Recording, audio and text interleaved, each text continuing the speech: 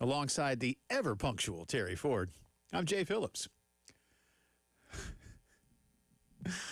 It's good to be... Did I walk in before we cracked mics? Yes, I did, sir. Well, at 2:59 and 54 seconds. I looked up and watched it. Officially. So you were indeed... I said you were punctual. I mean, you made it. I'm not... Yes, I did. Yeah, I didn't say you were late. I was... That's as close as being you were skating in. Punctual as humanly possible. Yes, I was. It's all right. Lots to get to on today's program. I said on Twitter, look, I'm not trying to be... I mean, look, I will freely admit, even as a 55-year-old, I'm a smartass a lot of the time. I got no problem with that. It's just who I am. It's probably part of how I got where I am. Probably why I haven't gotten any farther than where I know. I'm kidding. I said on Twitter that perhaps this baseball season for South Carolina is mercifully over. I don't like saying that. I guess I could say I don't want to say that, and you would go, well, then, Jay, why did you? Because that's how I feel. Mm-hmm. These last two seasons, we joked about it, and for those old enough to remember, Terry, I think you brought it up, may go down for some Carolina baseball fans like that one season of Dallas that ended up, they when they wanted to bring Patrick Duffy back, and they were like, oh, it was all a dream. Right. Bobby's not really dead. Mm-hmm. And JR is not taking over, and Pam didn't marry somebody else. Mm-hmm. It's all a dream. Right. It's all a dream. That's how people are going to in some ways reflect back on these last two seasons. Mm-hmm. And again, how you take a team that was a 1 seed and a 2 seed and turn it into the two worst seasons the program's basically ever had, mm-hmm. certainly this season was, is hard to fathom, especially when you consider who was in charge of doing it. Yeah. And yet here we are. It's funny, Jay, and I'll raise my hand, I thought hiring Maneri was a good idea. He's going to get this thing back on track toward Omaha in a short term, but you're back on the Omaha track, and then you figure out the long game, right? Whether you decide you were going to have Monty take it after a couple years or going into whatever you were going to do. Here's a guy that got to Omaha, Notre Dame and LSU. So you're like, okay. And we joked, hey, this guy, he's got a permanent room in Omaha. He's been there so many times. I'll raise my hand, then said I thought it was solid because of the reasoning behind it. Now, my only thing was, I think you and I talked about it, he's been out of the game 3 years, but it's been a tumultuous 3 years in college athletics. How long will it take for him to ramp up? And we discussed that. Some people brought up his age, and I didn't. But we did talk about, could he work in this new world and hire guys who know it around him at least? Remember, we had these conversations. But if you'd have told me, you and I would be sitting here 2 years later saying it was the worst 2-year stretch in the history of the program? No, just no way I would have saw that coming, Jay. No, and look, I can understand when you're hired, and this doesn't just go specifically to Paul Maneri. I can understand when you're hired, when you're told the reason you're being hired, the reason we're making a change is because what's in place isn't working. But in my opinion, whoever is going to take over at that point needs to read the room a little better, needs to assess a little better. Again, you were a 1 seed and a 2 seed in Mark's last 2 years. It's not to say that I'm advocating that for Mark Kingston to have kept his job. I understand completely, as all of us do, why a change was made, because there was still a level of at least perceived underachievement relative to resources and talent. Mm-hmm. And expectation. Mm-hmm. And sure. that's and you know what? Totally fair. Check. Totally fair. But you didn't need to gut it. No. And you didn't need to, you didn't need to burn it down and start over. The only other thing, since we're going to revisionist real quick, and the only reason we're doing this because it landed us where you and I were having this conversation today, then you and I never thought. Look, I'm not from here. You grew up here seeing nothing but high-level Carolina baseball for the most part. I mean, June Raines, obviously. For the most part. It started to go downhill, and then Ray Tanner came in, and you saw iconic baseball. Looking back, the only other thing, because I thought about this while we were going back and forth here, we both questioned how you ended up at Pulmonary. Name never came up, was not on a hot board, was not on a this guy's being talked to or this guy's rumor. We heard nothing on Pulmonary. So the only thing I remember back at that time was the conversation of how did we end up at Pulmonary? Was there plan A, B, and C got screwed up? Was there only a plan A and no plan B? Was there whatever the case it was? Remember, you and I questioned that more than the hire, is how do you get to that point? And now that we get to look back, I think that's even more of a question of how you got to that point and what happened in between the firing of Mark Kingston and the hiring of Pulmonary. I think that's legitimate because, to be honest with you, Jay, that's what put us where we're at. I feel like... Does that make any sense? Yes. And I think that you hit on one of the scenarios that's the most likely, and certainly very plausible, if nothing else, and that's that there wasn't really a plan B. And whatever plan A was... And suddenly there needed to be a plan B, and it's like, uh-oh. Right. I better go get a plan B real quick. And that's what it felt like to me. And look, whether that's true or not, I don't know. We don't know. Coach Tanner kept the search process close to the vest. He knows what he's doing when it comes to baseball. That was the feeling, and that was the trust level that Carolina fans had. But it was the third hire that he had made, and it went horribly wrong. I can't say that the hiring of Chad Holbrook or Mark Kingston went horribly wrong. They weren't good enough based on what Ray Tanner himself had built. Right. Because you missed the playoffs. Yep. But each of them also made two supers. Yeah. And when you're making two supers in 5 years, every 5 years here, that's good. It's just, it's not what Ray built. But you know what? A lot of things began to change, not just because Ray left South Carolina, but because around that same time, people looked at South Carolina and a couple other schools and were like, dang, like we need a piece of that. And then more of that talent begins to spread around. More schools get good. The Mississippi's, state had always had a thing, but the Mississippi schools got better. And you even started to see the Big Ten make a little bit of a push. More ACC schools really wanted to make an effort. When Coach Sheff left, Maryland won a regional here. Yeah. And then Coach Sheff went to Virginia Tech. It's like you only went down the road a couple of hours. But it felt like a complete change. Like, I got to get out of the Big Ten into the ACC. But it was Virginia Tech. It wasn't Virginia. It wasn't Georgia Tech. It wasn't even NC State or anything like that. It was Virginia Tech. It was like, we need to be good at baseball. The point is, everybody wanted to suddenly get good. So to expect a super every year, that's asking a lot. But 2 times in 5 years, 2 times in 6 years, not so much.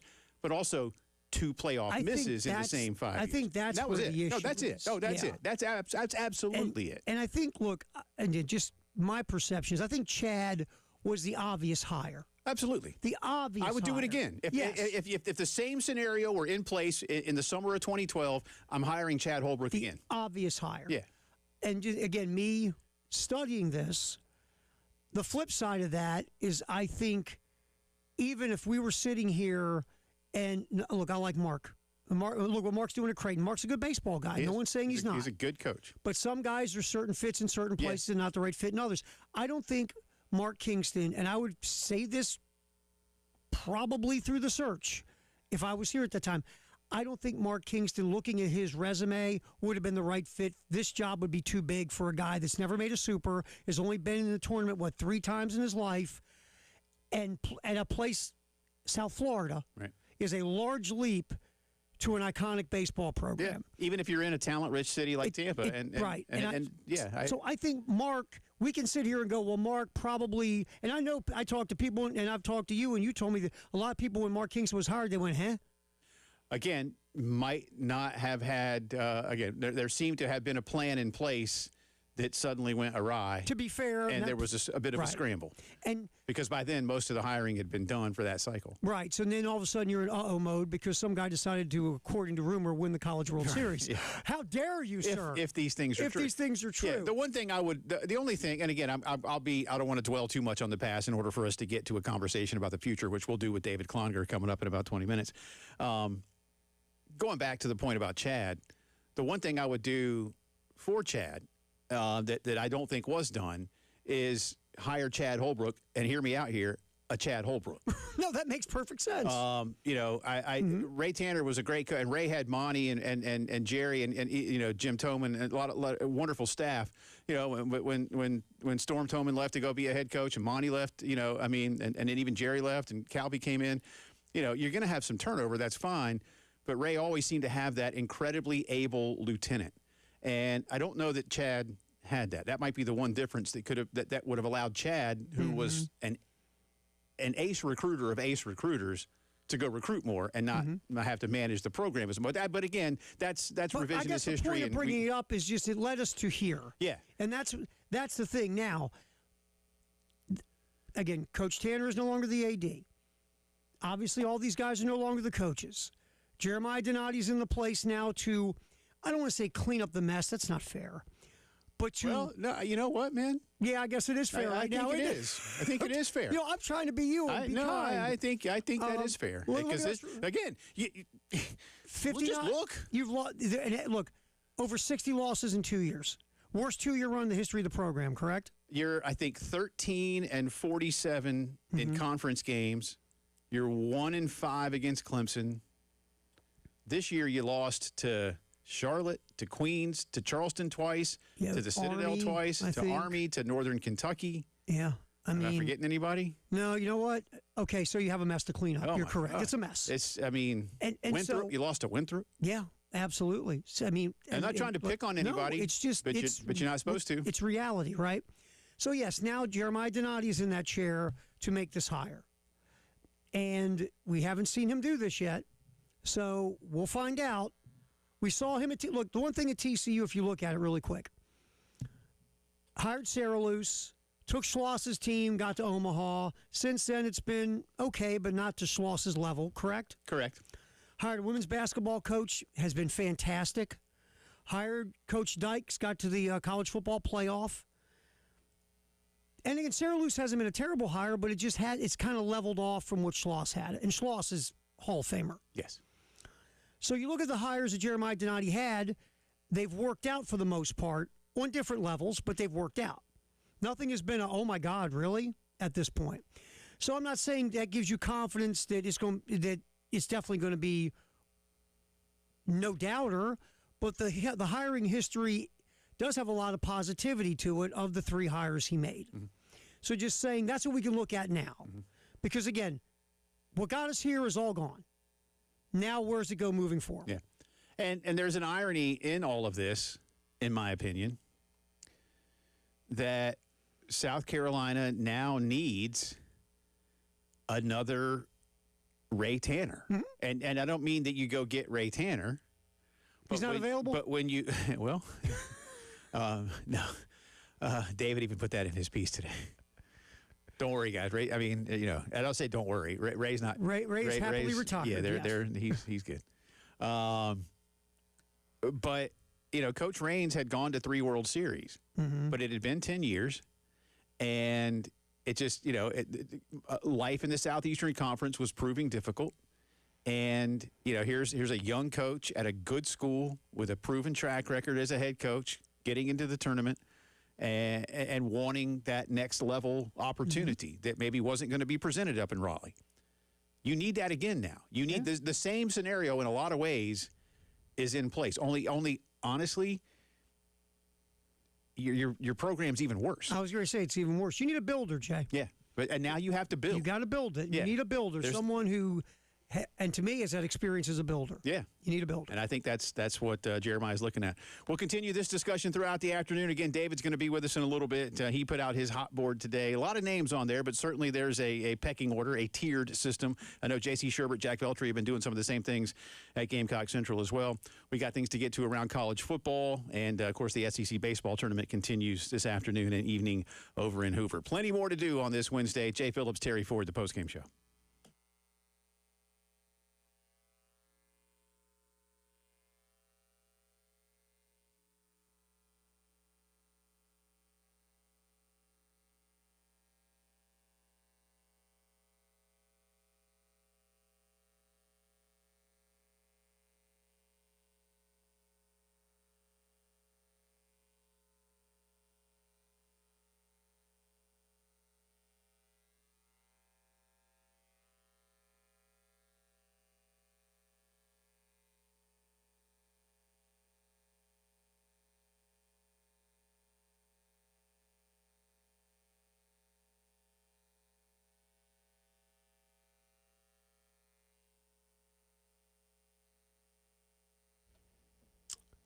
Men's Clinic of South Carolina, again, you're like guys, we're all not what we used to be, right?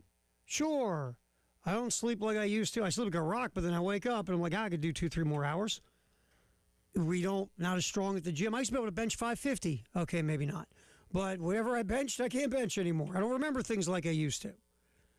We all have our things, right? Some folks just don't have that life drive anymore, that oomph, that get up and go, that push, that intensity of when they were younger.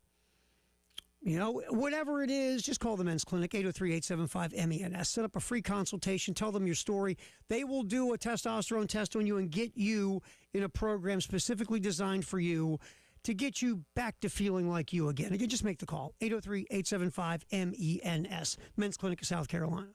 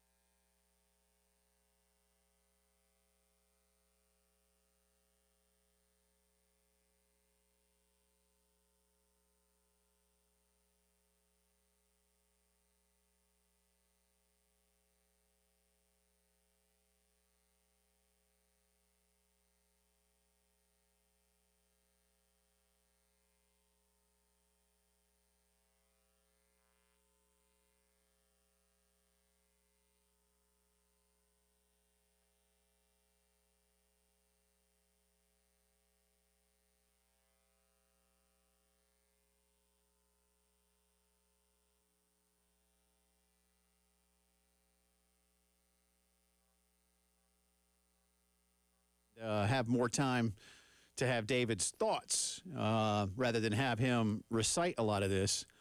I'm going to go over real quick the names on David's list, and it's long. I'm gonna read all of them, and then we'll come back around to kind of how he tiered them up accordingly. But basically, he's got like the front runners and a few others, and then some names that he says are like worth a try and basically names like forget about it. I think, let me see forget it is what he called the final tier. So the ones that he says, you're probably kicking some tires. And he puts them in alphabetical order. Dan Fitzgerald of Kansas. Yep. Monty Lee, currently, of course, the interim. Mike McGuire, the head coach at Winthrop. Justin Parker, assistant coach at Mississippi State, former coach here, pitching coach here, and was last year's interim head coach at 9-1, man. Remember he got in the tournament. Yeah. And, of course, in the offseason, State was able to lure Coach Brian O'Connor from UVA. He puts Landon Powell on the list. I'm going to go ahead and tell you what David said for why, is that he's won the World Series twice in Division II, and his teams can hit. But the why not for Landon Powell is the one that more people need to, I think, absorb. We've talked about that. And what David said, you and I have talked about on this show. Yes. David writes, and I'll read it verbatim. Why not for Landon Powell? If you're a fan, ask yourself this and be honest. If Powell wasn't a Gamecock, would you care about how many wins the North Greenville coach has? Everything Powell has done is dwarfed by the fact that he has not done any of it in Division I, much less the SEC. It would be a major, major risk. It would. No, I mean, I don't think this program is in the spot to take major risks. Look, everything like this is a risk. What you have to do here, Terry, as you well know, is mitigate your risk. The risk as much as possible. That's why even if you could go get and a guy whose name is on the next list, Will Coggin, terrific up-and-coming assistant coach, could well be like Tony Vitello when he left Dave Van Horn's program and become a star. Everybody becomes everybody becomes everybody was an assistant first. I'm sure. Right? I mean, so there's always a role, but some programs, again, going back to Carolina hiring Chad Holbrook, the right move at the time. Mm-hmm. Chad was going to be somebody's head coach. Right. Right. Go ahead and make him yours. Again, I wish Chad had a better opportunity within, which to work. Mm-hmm. Sure. But that's, again, I'm not here to rise history, 14 years later. I think, again, where this, and again, I'm not speaking for you, just the idea of, for me, where this program's at now, you need to mitigate the risk factor of the hire as much as humanly possible. Absolutely. And if you can't go the route you and I are talking with a guy like our boy Coach Nick of Kentucky, Wes Johnson sitting at Georgia, or maybe even you bring up Coach Thompson at Auburn because he has been to Omaha. Twice. And you bring up some of these folks, and we even kind of say the wild card O'Sullivan. I don't think he's going to leave Florida. No. But point being is, we're talking about... He may leave Florida, but he ain't coming here. Right. We're talking about the level of guy that's got the combination of going to Omaha and a long coaching resume and a builder. Yeah. Those are three things. Yeah. So as you go through this and we look at where we're at, in these candidates, Jay, mitigating the risk is where you're at. Next on the list, again, of maybe top-tier candidates, Kevin Schnall at Coastal Carolina, who has been to not only to the College World Series, but has been to the final, lost to LSU last year. Tom Walter at Wake Forest, who has been to the World Series and to several Supers, and as we have reported, wanted this job. I don't know if he still does. I don't know. But he's developed a lot of talent. He's had a lot of first-round picks at Wake, and again, he's done it at Wake. I mean, didn't David put in there, I think, that they didn't even have lights at the stadium when Walter took over at Wake? And that was in 2009. And I've said this before really quick, but I just think that with Walter, the star has kind of dimmed on him the last couple of years because they haven't gotten back to Omaha or gotten back to a Super. But I will push back on this. What's the NIL situation at Wake Forest? How much money does Tom Walter have to go get players? Yeah. You don't just stop getting players, Jay. No. Well, why is he not getting it? It's a different time. It's Absolutely. a different time. Go ahead. Here's the ones that are worth a try, and I'm going to move through these quickly. Nolan Kane is the top assistant to Jim Schlossnagle at Texas. Will Coggin, top assistant to Wes Johnson at Georgia. Todd Interdonato is the head coach at Boston College, was the head coach at Wofford before that. He's doing a nice job. Mm-hmm. I'd keep him in that, if something doesn't go the way you want it to, opportunity. I think he could, because he knows this area. Back pocket in case. Okay. Josh Jordan, top assistant to Jay Johnson. A lot of J alliteration over there, huh? in Baton Rouge. But he's the top assistant at LSU. And Skylar Meade, the current head coach at Troy. And again, a very familiar name as the former pitching coach at South Carolina. Also, James Ramsey, the brand new head coach at Georgia Tech, doing a fantastic job. He's from Atlanta. He's been in that Tech program as an assistant. His wife is from Atlanta. David even points out He's a Tech alum, both right? their parents, all the grandparents are in Atlanta, and he's doing a nice job. And Tech will pay you. Mm-hmm. And again, let me say, you're in Atlanta. Yeah. You got all your talent right there. Mm-hmm. Good gig. Good gig. Oh, Kurt absolutely. Sarloos is the head coach at TCU. Terry, you mentioned him earlier. Steve Sabins is the head coach at West Virginia, doing a great job at a place it's hard to win baseball games. Very hard to win. It's cold up there. You don't have a lot of talent. You got to go find your kids from somewhere else. Mm-hmm. And then the names that you're probably just, not going to happen, but they're mentioned, as David points out here. Cliff Godwin at ECU. Again, he's had his opportunities to leave, not only for here, but a lot of places. He's just not leaving. He wants to stay. Chris Lemonis, not working right now, but has won a College World Series at Mississippi State, but something went wrong. Mm-hmm. And right now doesn't know, we don't know what Chris is going to do in his future. Christian Ostrander is the head coach at Southern Miss. Again, a guy who seems to really enjoy life in Hattiesburg, kind of like Cliff Godwin. And Tony Vitello, who it could, David's like, well, why not get Tony Vitello? He's not having fun with the Giants. The Giants aren't going to fire him yet. No. He's not going to quit the Giants yet. And so Tony Vitello is off the team. There's one more guy on that list you forgot. And, we mentioned him earlier, but Ray Tanner is not coming back to coach the Gamecocks. So there's that one. David will join us on the other side of this break. We've read you the list. Now we'll get DC's take to kind of fine-tune some of these names and figure out what else he is hearing in terms of where Carolina could go next as we continue talking about the Gamecock baseball search. DC on the other side of the postgame show.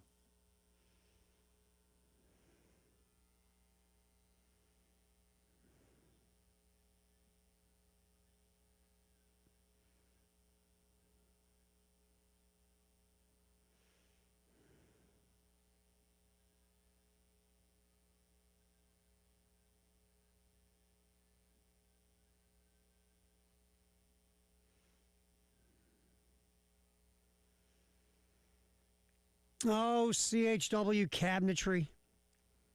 Star, her team. Been doing this for a while now. They're local, right there on Two Notch in Lexington. And the quality of work is ridiculous, second to none, obviously. And what sets them apart is the customer service. They're there for you. You're not going to get some AI prompt from hell you got to go through for 10 minutes. You will talk to a human. They will set up photorealistic renderings. You can see every aspect of your job step by step by step. And they'll do it so you can actually afford to pay for it. CHW Cabinetry, give them a ring, 803-520-6837. Talk to them, go in and see them, meet with them, sit down, let them know what you're looking for and your budget, and they will make it happen for you with quality work and the best customer service in the Midlands. Again, 803-520-6837, CHW Cabinetry in Lexington. Whatever you need in cabinetry, CHW Cabinetry will make it come true for you.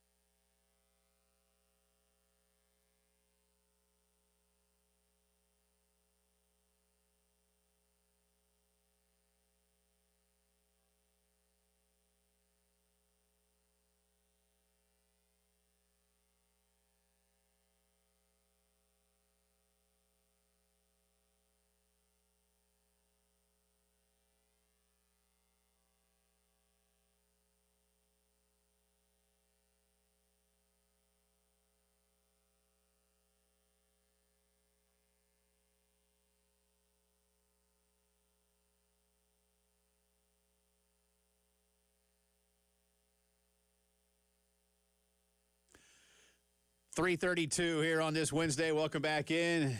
Jay and Terry with you. David Cloninger coming up here to talk more about the Gamecock baseball coaching search, which is now fully underway with the season ending last night, an 11-6 defeat at the hands of the Tennessee Volunteers over in the opening round of the SEC tournament.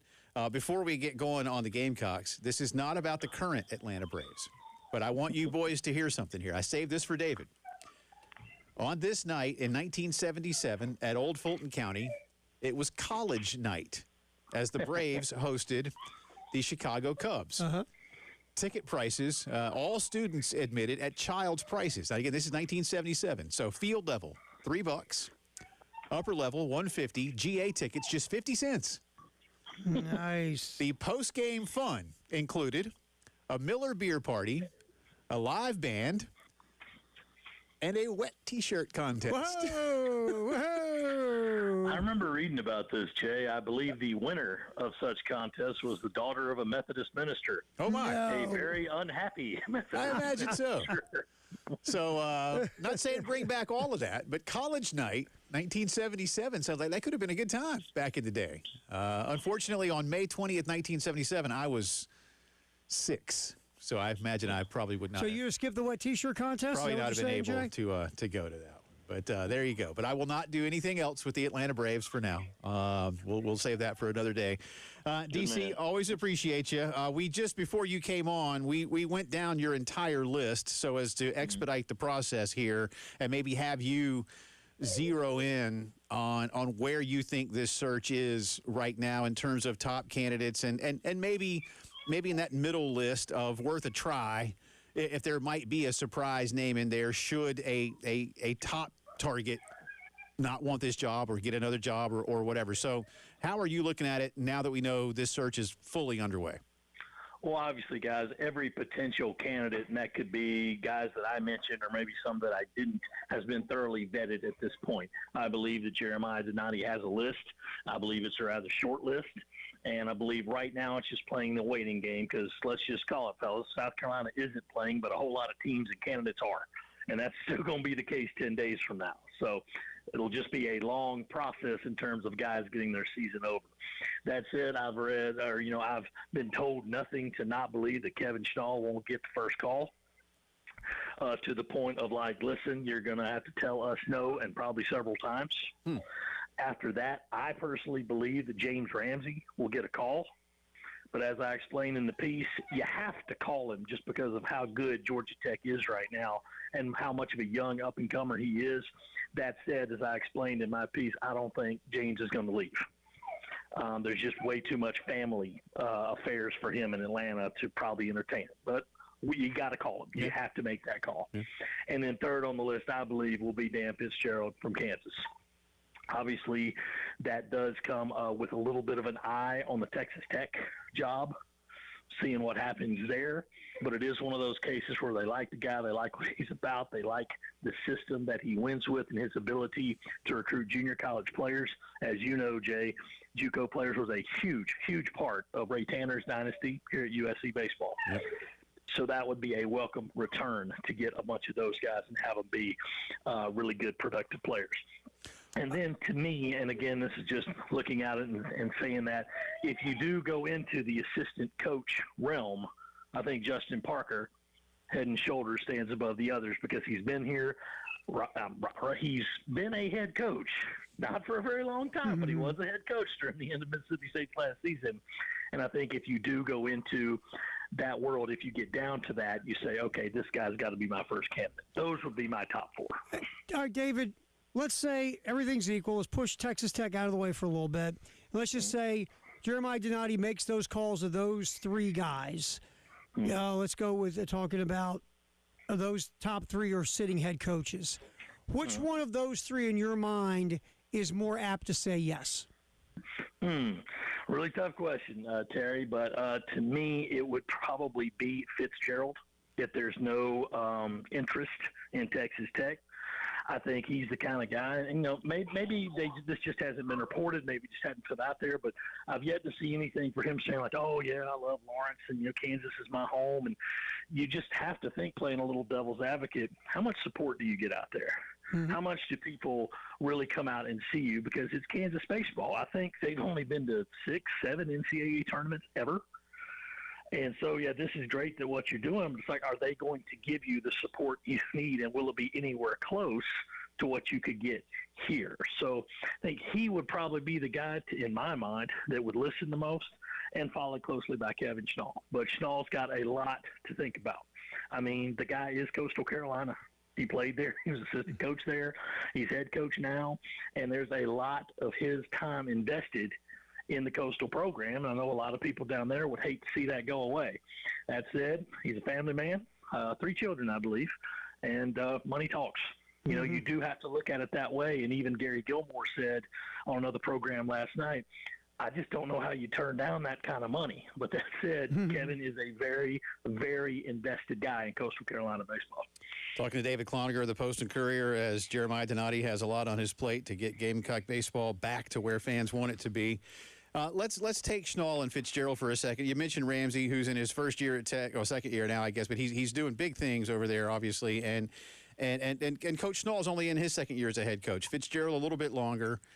So maybe a compare and contrast, David. Schnall knows this geographic area incredibly well, but has not yet worked at this level. Dan Fitzgerald, on the other hand, has been an SEC assistant and has just won the Big 12, which is a fantastic baseball league. So maybe there's an edge there. How do you maybe compare and contrast those things where Schnall, as you said, is almost a state of South Carolina lifer, certainly his adult life, relative to having to come in? Because no matter what, DC, whoever gets this job has to rebuild, not just retool. Oh, absolutely. It's going to be a major rebuilding process, which is why I've said no matter who they hire, I think fans are going to have to be patient by saying, like, listen, you can't just go buy a new roster out of the portal. You're going to have money to play the portal, but you're also going to have to rebuild recruiting bridges and get you a solid base, which might mean you're going to have to wait for these kids to grow up. That's just a part of the game, but we can talk about that, once everything's cut and dried. As for your question, Jay, I look at it as saying, like, okay, who had more or less resources to coach the way they want to coach? I mean, you can get some NIL money, some booster support at Coastal. Is that on the same par as Kansas? I'm not sure what their investment looks like, but I'm like, Kansas baseball, how much could it be? Did their boosters know they have a baseball team? I don't think they do. Right. It's one of those, like, I mean, how much do you actually get? But maybe they're on the same page right there, and then a big reason why Dan had to go to a lot of JUCOs. So you look at it and saying, this guy knows how to coach. He knows how to build with what he has.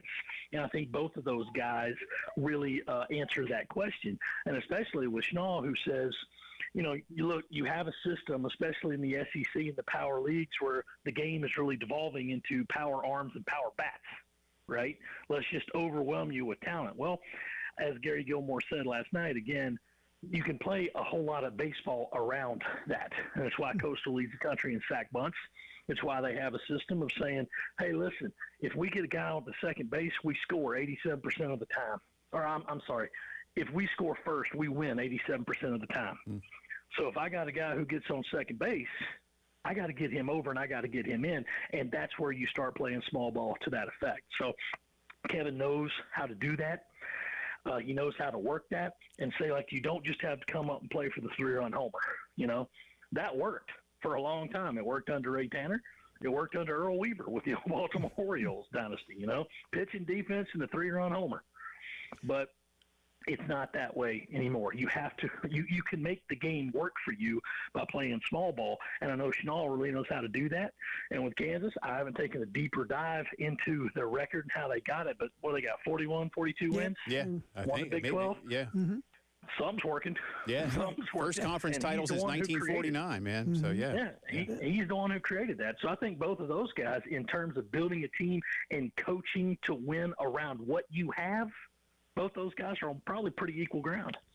David, one thing I want to throw at you with Schnall, because I saw this, because you always see these pros and cons on all these guys till your head explodes. Coastal, they develop talent, obviously. Recruiting-wise, their recruiting ratings or rankings are never super high. They're never in the top 30 or top 25 or whatever the case. Is that something we should even think about when we're looking at Schnall? Can he recruit at a high level in the SEC, or is it like, look, he's a Coastal, with what they can do there, they do the best. And once he comes to a bigger place with more resources and more money like South Carolina, the recruiting thing shouldn't be an issue. What were your thoughts on that? Well, yeah, Terry. I mean, obviously, recruiting has changed. It's not so much getting kids to trust you and parents to trust you. It's money. Let's just call it what it is. And if you've got more money to spend, then you're always going to be able to entice more recruits. That said, even in the past, Coastal's had this reputation of being such a big-time baseball school for a mid-major. They've been able to get kids from California, been able to get kids from Alaska. They've been able to get kids from all over. And it's a real simple pitch, even though it's one of those wink-wink things for us South Carolina natives. No, you come play at Coastal, you at the beach. Yeah, kind of. The beach is 20 miles that way, but yeah, you're there, you're close. So, but still, it's worked. And they know they can come there and they can play at a really great program that does invest in its facilities. They do what they can with their donor support and with this new age. So you do look at that and say, all right, well, I'm not concerned with the recruiting ranking as long as you get guys in here to play. And I think if whoever gets the job is going to be, you got to rebuild those recruiting bridges in this state that were frankly torched under the last administration. And you say, okay, well, somebody's already got a base in this state. And then, okay, we're going to give you the same amount of portal money that we gave the last coaches because you have to do that. And say, all right, well, now you can commit more money to a higher ranked prospect from the portal and say, I'm building my everyday team, but I need a stud. Let me go get that guy. Let me go get this guy. Let me go get that guy. And then if you only bring in 5, 6, 7 transfer portal guys with more amounts of money, then you can start creating that base that you have. Because it can't just be a whole team of high school freshmen next year. You can't have that. Yeah. But you're going to have a lot of it because you do have to start rebuilding from the base. Good stuff as always, sir. I know you'll continue to tweak this over the next couple of weeks as the search continues. We'll holler at you soon. Thanks as always. Appreciate you, my man. No problem, guys. Thanks for having me. That's our good friend David Cloninger, DCPNC, to follow on Twitter, postandcourier.com, and go check out David's Gamecock newsletter. I have a question for you next about this whole thing. Okay. I like questions. I'm going to give you a question. All right. You give me an answer. I can't wait. How's that for a tease? We'll do I got a next. question for you. We'll do that next. Post-game show in the game.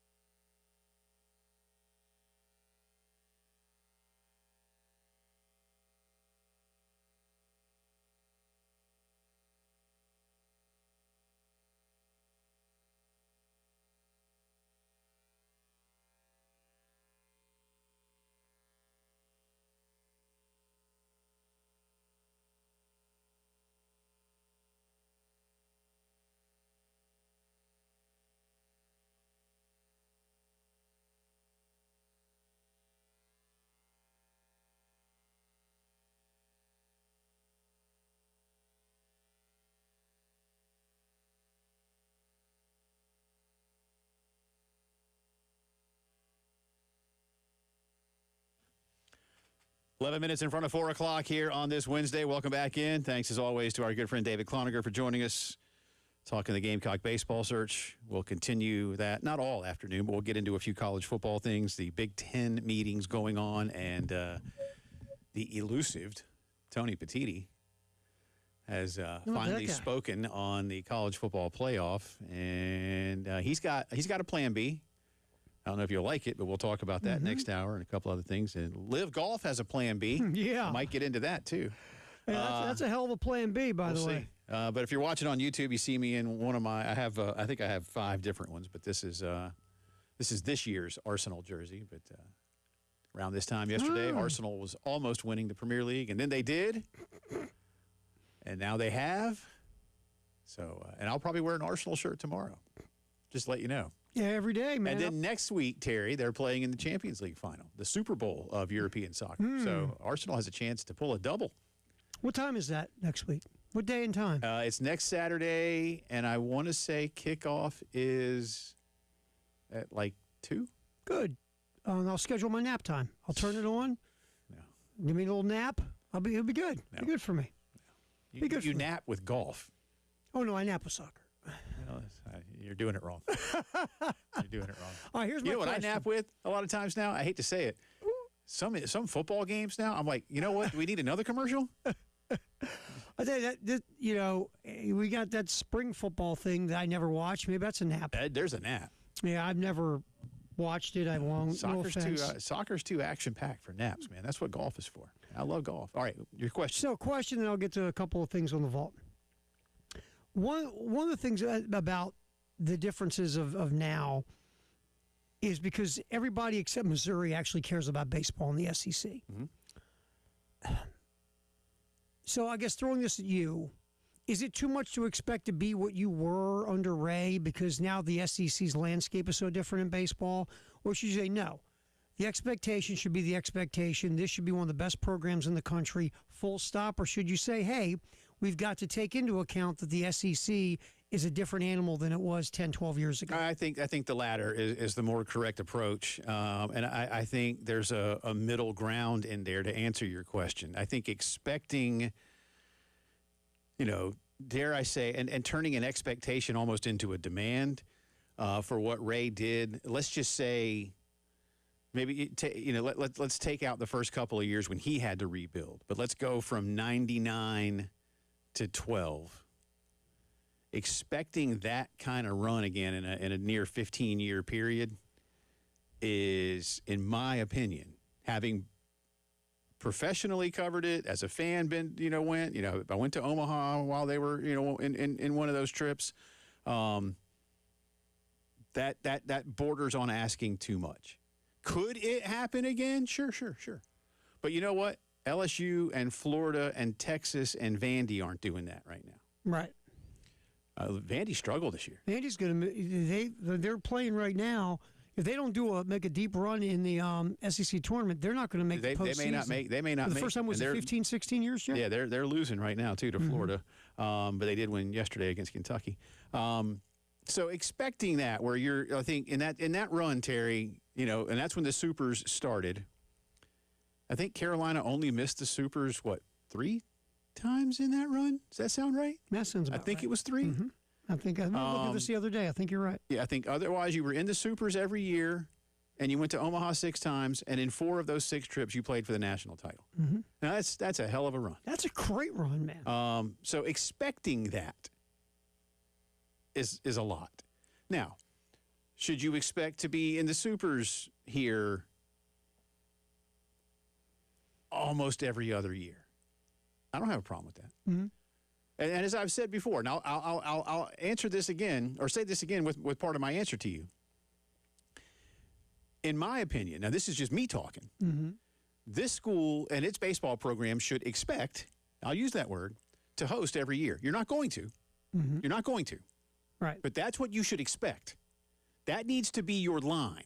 You should expect at the beginning of a season to be one of the top 16 schools at the end of the season. Right, top 16. There's nothing wrong with that level of expectation. Now, again, some years you won't hit it. It could be injury, could be dumb luck. Mm-hmm. a host of things. Who knows? All kinds of stuff happens when a round ball bounces a funny way. But that's your minimum, and I'm not going to let go of that. I'm not going to let go of that. Beyond that, yeah, to your point, the SEC and the ACC, as you recruit in this part of the planet, have both become elite. And so you got to compete with that. And what you used to do may not happen again, but you can certainly get close to it again. Quick vault. This day, 2018, the Vegas Golden Knights go to the Stanley Cup Final. Second expansion team in NHL history. The other, the 67-68 St. Louis Blues. Wow. There you go. There's some vault. Hour 2 coming up on the postgame show. Tony Petiti. Boo.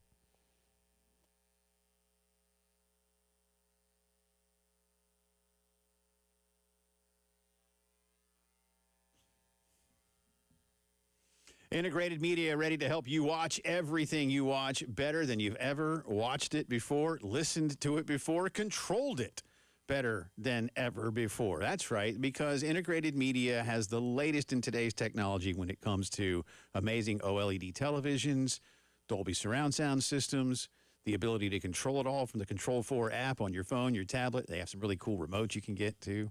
You can do this indoors in every room of the house. You can do it outdoors with equipment that is built to be out there. A lot of people will go to a big box store or some other place, and they'll buy a nice-looking TV, and they'll hang it up outside and then realize, uh-oh, I got to bring this thing in all the time, or I got to cover it every single time I use it.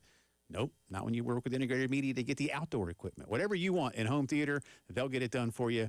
They'll come to you, just like they did to me. 803-948-8327. I love them. You will too. Home theater from Integrated Media.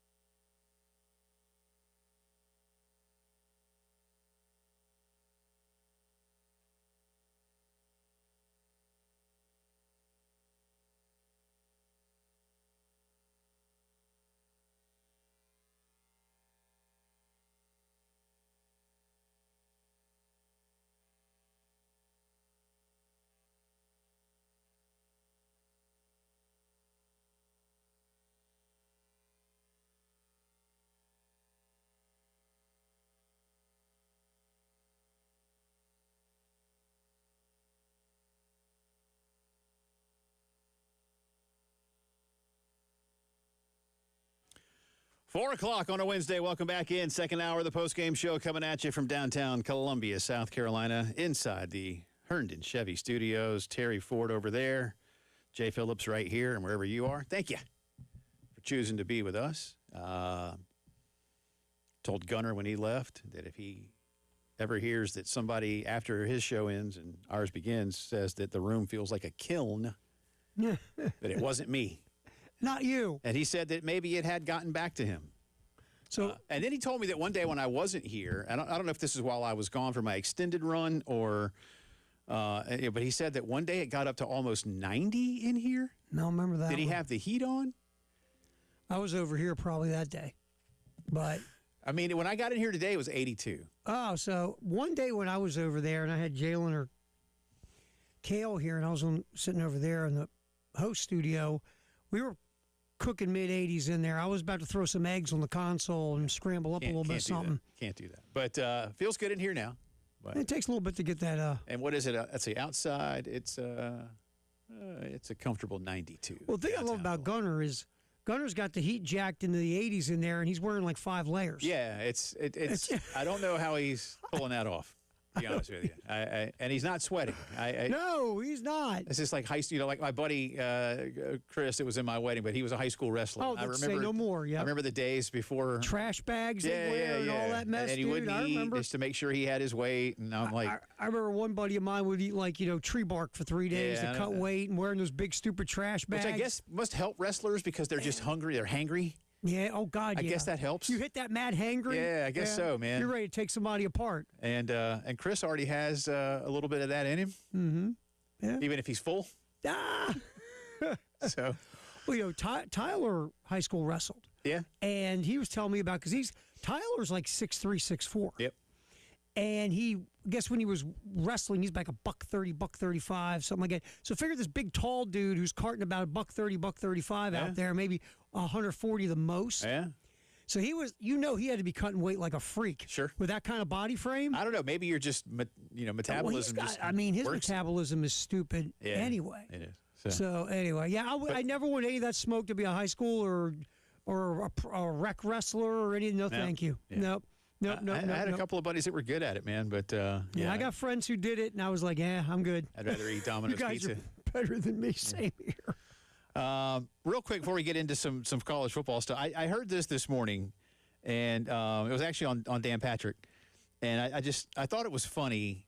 And if you're a Panther fan, I'm probably going to hurt your feelings a little bit. I don't really mean to, because none of you are so naive as to not understand where your team is in the pecking order. Mm-hmm. But Dan was making a point that with all the international games this year, what teams are traveling, and the Niners are going to travel the farthest in terms of just overall travel. The Niners are going to end up traveling more than 38,000 miles over the course of the season. Conversely, the Panthers are going to travel less than 9,000 miles. And Dan didn't say this, but I immediately thought it. I was like, well, look, for one thing, it's the Niners. They're a draw. They're the Niners.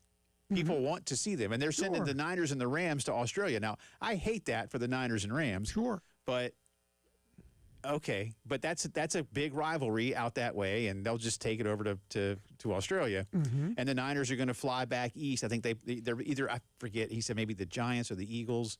But anyway, they've got a lot of flying to do. Conversely, the Panthers are not a draw.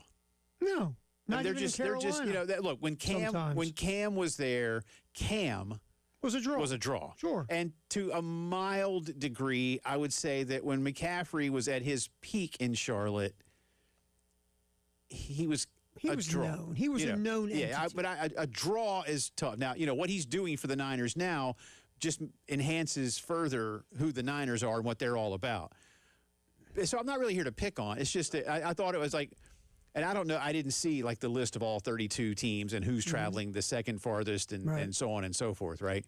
But the NFL is not looking like we kind of joke. Who the Falcons are playing the Bengals in Madrid. I'm like, why? No, that's not. Like if you want to market your sport, right? I'm not trying to pick on the Falcons or the Bengals. And look, the Bengals are good. Joe Burrow. I mean, I get it, and the Falcons might have something going on.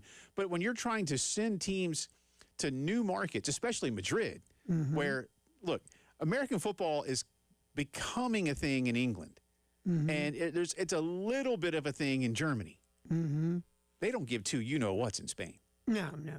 And so, you need, if anything, you need to have like a Steelers-Ravens game in Madrid. But you know what you're not going to do is take away a Steelers-Ravens game from either of those two home cities. Exactly. So you'll never have that. Right. And you're not sending the Cowboys, unless you get a Cowboys as a road team with somebody. But anyway, when I saw the Panthers are traveling the least, I was like, well, yeah. Sure, makes sense. They're not going anywhere, and you're not really marketing them to grow your product. I mean, let's just take it real quick. Like, you go back to the Panthers with Cam.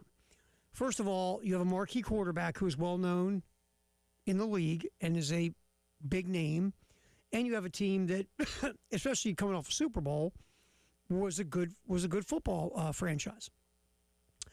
But now, you made the playoffs, but does it really count from the NFC West? I mean, really? South, rather, NFC South. No, it's a terrible division. Somebody has to go. Somebody has to go. And two, no offense to Bryce Young, but as a pro quarterback, Bryce Young doesn't move the needle at all. He did as a college quarterback and won a Heisman, but as a pro quarterback, I mean, and I'm being kind, he's no better than middle of the pack. And that's at best now in his career. Fair. Now, if you had, let's flip it around. If the Cincinnati Bengals didn't have Joe Burrow, they might fight the Panthers for the fewest amount of miles. And if the Cardinals had Joe Burrow, they might have a primetime game. They've got to hold out Jacoby Brissett. We laughed hysterically yesterday. But so it's like that. Either you got to be really good or have a marquee quarterback. What do you think he's going to make? Oh, he's holding out for sweet deals from Cumulus Media. Seriously, $5 million? What's he going to make? I would call him back and say, "Look, dude, we'll give you. I don't know." When I think of holdouts, I'm thinking, you're going to solid 8 figures, and you got some serious juice behind you, right? You're going to walk in there with your rep, and you're going to go, here's our case, bam, right there on the table. You're Jacoby Brissett. And you know what? You probably can't say this if you're sitting on the other side, if you're Cardinals management. Don't you, no matter what Jacoby Brissett's rep says, isn't your answer always, but you're Jacoby Brissett? Right. Is that bad? He's 30. He's 33, wants a raise. Mm-hmm. And let's see, they signed Gardner Minshew, who's going to make, wait for it, 3.5. Yeah, dude, I was right with just a guess. Brissett is scheduled to make 4.88. Well, that's what they're probably doing. They're saying Uncle Rico's making 3.5, and we're the starter. Right? Is that where we're going with this? This is Evan Cormier writes for Nesson, which is like the regional sports network up in the Boston area. So this is more of an opinion piece. And he says, let's see, hang on. Brissett is scheduled to make 4.88 next year, which is about $3 million more than I'd be willing to pay him. So anyway, I'm sorry. I didn't mean to derail everything with a joke, but I had to look. I had to look it up real quick. Real quick, with Brissett last year, probably his best year as a starter was a middle of the pack quarterback. Yeah, a middle of the pack quarterback, and now this dude wants. And I get it. You're trying to get it while the getting's there. But, my friend, please, once again, we'll say it, you're Jacoby Brissett.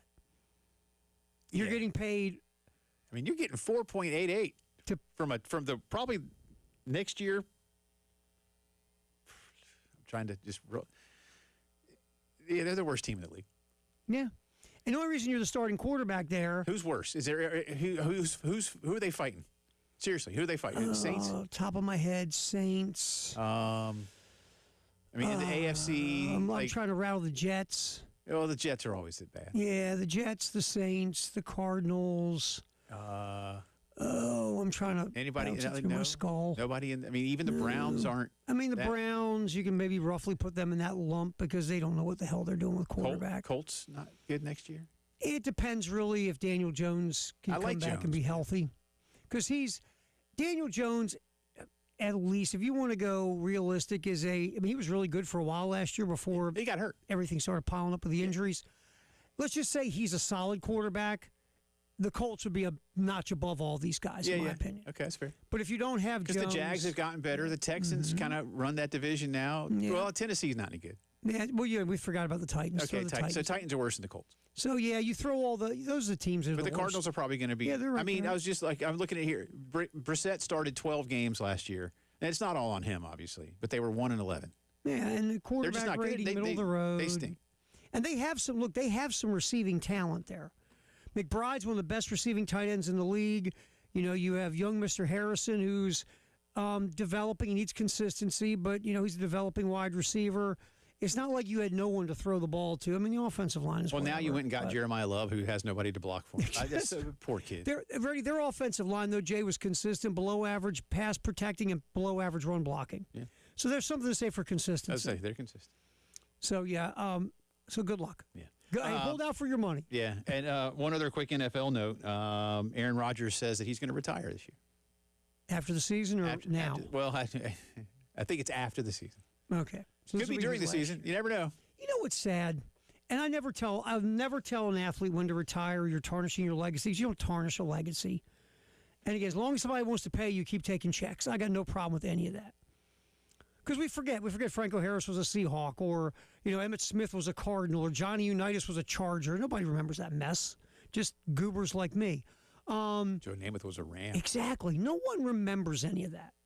So if Aaron Rodgers' time, stumbling around with the Jets and, being meh with the Steelers, whatever, but it just feels like... Well, why'd you ever go to the Jets? That career... Just don't go to the Jets. I know. You just don't Just go to don't. Yeah, why'd you go to the Jets? It's just, you should know better. It just feels like it's a career that is a Hall of Fame career, and he was so good with the Packers. Yeah. And it's just kind of... Because the Packers know what they're doing. Yeah, I mean, the Packers are the Packers, right? But the end of Aaron Rodgers' career is just kind of gone... And the Steelers know what they're doing, but the Steelers just don't. It's just not. It's just when not happening. When you screw up the quarterback position, this is what it does to you, Jay. Yeah. And if it can do it to an organization like Pittsburgh, it can do it to anybody, right? Because, again, the defense, it's starting to get a little old, but it's been good it's the Steelers. Their defense is really good. It's carried them. But the Steelers on offense have fallen off, and the biggest problem has been the quarterback. And you look at them, 9-8, 9-8, 9-8, 9-8, 9-8, 9-8, because they just when you can't get the quarterback right, it just affects everything, man. I'm not sure they have this time. No, either, they didn't this time either. But look at the rest of the room, and I'll be objective for a minute. And we're going to put you on the Meet the Parents Truth Serum and a taser. Would you rather have Will Howard, Drew Aller, Mason Rudolph, or Aaron Rodgers as your starting quarterback? Yeah, I mean, yeah. That's how sad this is. No, I'm Jay. taking Rodgers. I would like to think that Mike McCarthy can. Rudolph has something in him, but I think there's just a really low ceiling there. But he's got flashes.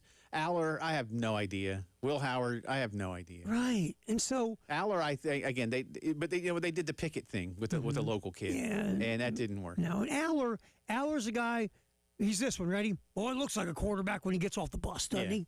And in practice, he looks good throwing it everywhere, but you put him in a game, and you see holes in what he can do. And that's why he was taken so low in the draft. And he can throw it to the other guy. Yeah, and he can drop it. Yeah, and he can just do things to make you scratch your head. Yeah. Oh, I didn't know the ball was going to go in the fourth row. But he looks like a quarterback coming off the bus. Well, he does. And he's one of those guys, again, you put him in a mini camp, and he's in Crocs and man capris, and there's no blitz, and there's no coverage, and he's throwing that thing everywhere, and everybody's going, wow. Then you put him in a game, and you go, oh, God. Man capris. And he's just... It's good. He's just that guy. Good. All right, we'll come back on the other side. Tony Petitti has spoken, which he doesn't do a lot of. He's the Big Ten commissioner, and he has a plan A. It's 24 teams in the college football playoff. His plan B is interesting, and we'll see what you guys think of it. That and more when the postgame show comes back at you.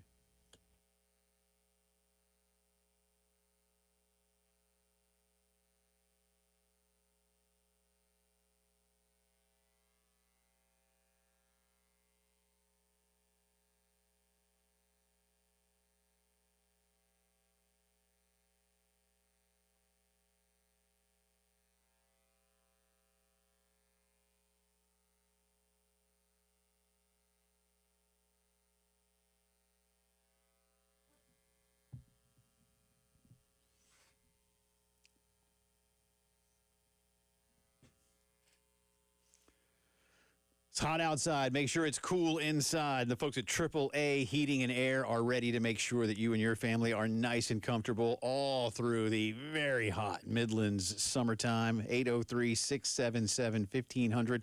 Call them up, schedule an appointment. Maybe you already know that it's time for something brand new. Well, check this out. Roy and Dana Finley will hook you up with a $1,500 system buyback rebate. That's $1,500, bang, right there. A 15-year parts and labor guarantee on the equipment they install. They guarantee to get you financed as well, all right, so that you don't have to worry about this right up front. You can take care of it over time, and no payments or interest for a full year. What a great opportunity now to stay comfortable for years. 803-677-1500, whether it's a quick repair, a brand new system, anything in between. Call our good friends at AAA Heating and Air. I love what they've done at my house. You'll love them, too. Tell them we sent you. 803-677-1500 is AAA Heating and Air.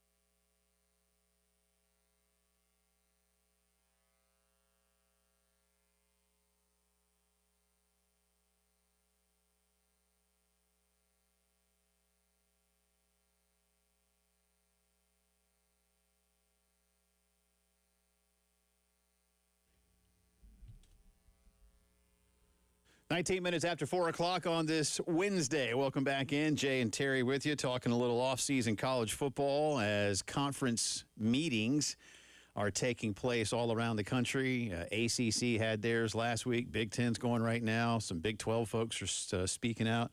And the SEC will have its meetings in Destin, Florida, down on the Gulf Coast in the coming days. Tony Petitti, the commissioner of the Big Ten, doesn't speak a lot. He's not as out front of the cameras and mics as Jim Phillips of the ACC or Greg Sankey of the SEC. But when he talks, people will pay attention to him. And he had a big meeting yesterday. They're meeting at a really nice. Do you see the resort? They're Motel 6? no, man. Motel 6 Million. Really? Where are they at? They're in Rancho Palos Verdes down in Southern California, and it's right. When I say it's right on the ocean, my man, it's beautiful. But it ain't. I bet it ain't cheap. No, you think I'm gonna go out on a limb and say it ain't over cheap. 100 a night? Yeah, 119. Yeah, that's just to knock on the door. Can you use your AAA discount? I think that's maybe? just to knock on the door for $119. Dude, you can't pull the car up in front of the place for just 119. Yeah. So, anyway, good for them. They're making money out there. So that somebody, Fox is paying for it, right? A ton of money. Rupert Murdoch's paying for that. Oh, yeah, sure, absolutely. But he wants a 24-team playoff, and he believes that access would be great for programs in his league and beyond. He says, quote, that's having been incredibly successful in the 12-team format. That's his Big Ten schools. The willingness to make a change and consider giving up our championship game to get to the right postseason. I think our coaches and administrators understand that trade-off. We feel strongly about it when he talks about 24. And we're working really hard with our colleagues and other conferences. Obviously, the way this is structured, we understand that the SEC and the Big Ten have to come to an agreement. And we're working hard to figure out ways to get to a solution. But inside our league, there is a deep commitment to 24 and the access. Now, basically, remember, last year, around this same time, give or take, the Big Ten said it was willing to kind of compromise and go from 12 to 16 for 2 or 3 seasons and then ultimately ramp up to the 24. Mm-hmm. And the SEC was like, no, we're not going to do that. We want 16. Mm-hmm. And the Big Ten was like, well, ultimately we want to get to 24. SEC was like, no, we don't. And so they stayed at 12. Well, that's basically where we are right now. The Big Ten, and I won't go back into quotes right now, but Tony Petitti said Plan B for the Big Ten is the status quo. Mm-hmm. They don't want 16. Mm-hmm. They want 24. Yeah. They don't get 24, we'll stay at 12. Now, 4 more slots, you would think at least one of those in most years would probably go to a Big Ten school. Isn't it all about access, Tony? That's what he said. So, look, Greg Sankey says he's got an open mind when it comes to 24. But how are you going to make us whole when it comes to telling the SEC you got to give up the conference title game? And now it's not even 50 anymore. They're saying that that when you take all of it into account, whatever all of it is, mm-hmm. that the SEC championship game really is worth more like $100 million. I'm looking at it right now in front of me. The SEC championship game estimates about $100 million total revenue. The Big Ten championship game is about $50 million. So I'll get my phone out. I think that's double. And again, I understand 150% why Greg Sankey goes, we're going to give up $100 million. What are you giving us? And you're going to guarantee us whatever you're going to do is going to give us $100 million in the lost revenue? $100 million's a lot of money last time I checked, Jay. Yeah. And do you think the first round of a 2014 playoff is going to net $100 million to hand to the SEC? Even if you got a bunch of home games, and then at that point, you're how much are you asking the host team, mm-hmm. if you will, to share? Because you're already going to have to give a cut to the visitor and into some type of larger CFP pool. So how much is really going to go mm-hmm. to the conference? Yeah. And the answer is, Terry, not enough to get you what you get from the game in Atlanta. By the way, that $100 million, you know where it stays? In the conference. In the conference. Yeah. So, look, man, if I was Sankey, this is what I would say. Petitti goes, well, we don't get 12, we get 12. If I'm Sankey tomorrow, I'm going to go, we'll stay at 12. And I think I think he would. Stay at 12. Yeah. That's fine. Because, again, Sankey was like, we'll stay at 4 if y'all want to. Yeah, I mean, look. And now look at all the fans that we should have stayed at 4. I'll be honest with you. If I'm Greg Sankey and, maybe I'll go live in the Sankey house and pretend I'm Greg Sankey for a minute. Man, this is nice. Wow. Well, I mean, I would stay at 12 and keep my $100 million SEC championship game. To the point you just made, let me read this. This is from The Athletic. Let me make sure that I'm giving the right, because I know there's is this Vanini? No, Scott Dockerman did this one. Mm-hmm. Sorry, Scott Dockerman did this one. let me read this here. Let's see. Okay. Should the SEC and Big Ten agree to a 24-team field, there are challenges before its implementation. The leagues would end their conference championship games, which Petitti said would cost about $200 million to the conferences collectively. With 12 additional CFP games on campus, up from 4, gate revenues alone would reach about $80 million.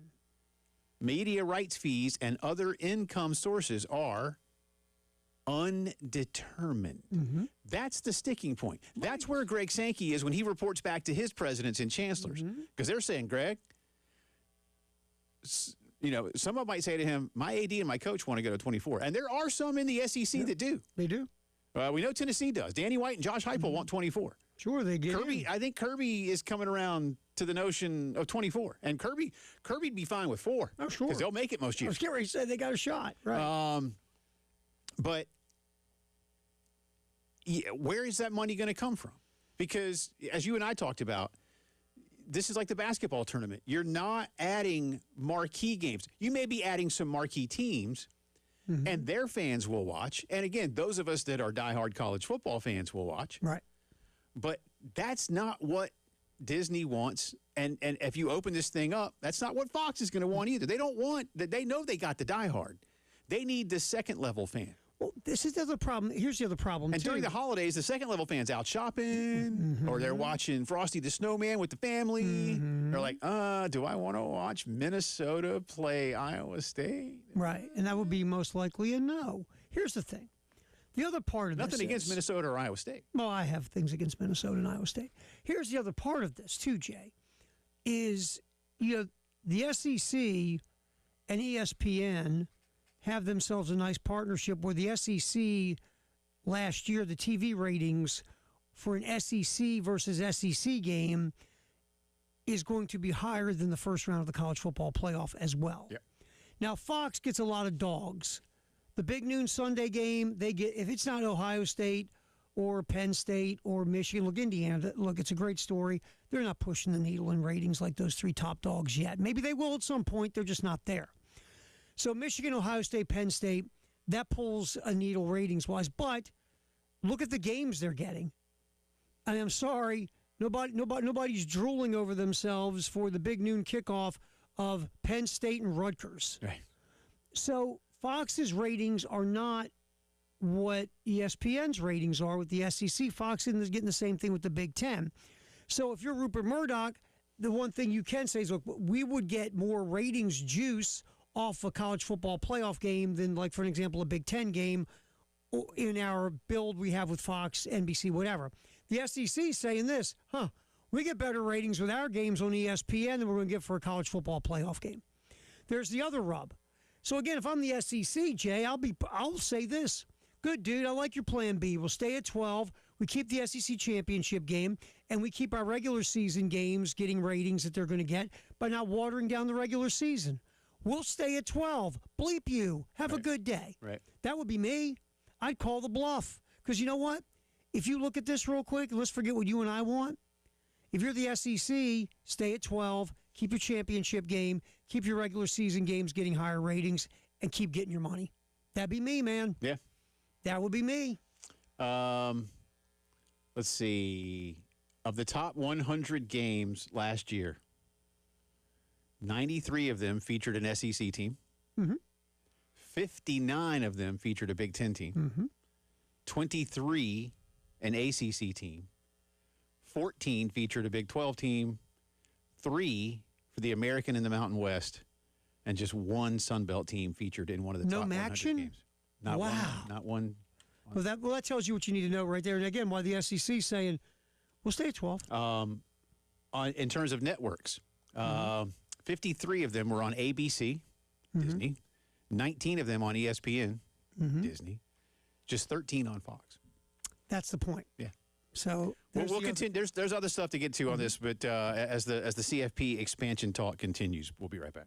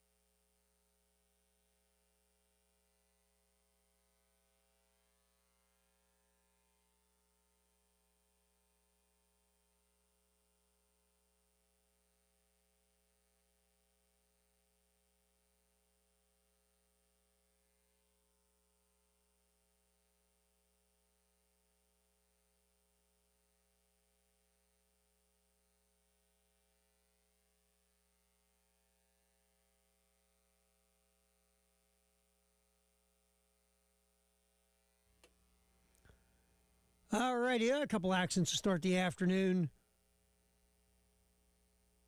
I-20 westbound to Bush River Road, exit 63. Mineral Springs Road, the accident is between Cedar Road and Sunset Boulevard. We've got a disabled vehicle, Highway 17 southbound, that's right before Waukesha Road. And then I-26 westbound between Sunset Boulevard and St. Andrews, we have stop-and-go traffic on I-26 in that same area. We typically have it. We'll pop back in here. Continue more college football talk here on the post-game show. Jay and Terry on the game.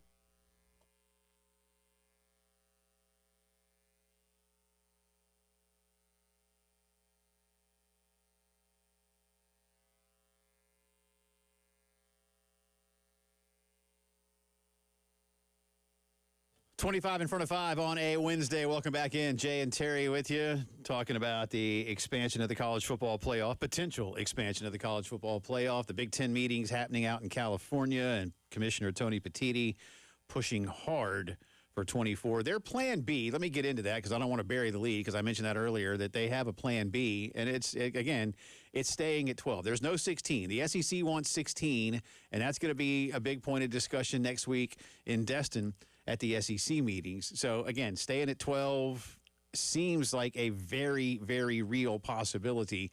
One of the things that I find interesting, and I don't know if torn is the right word.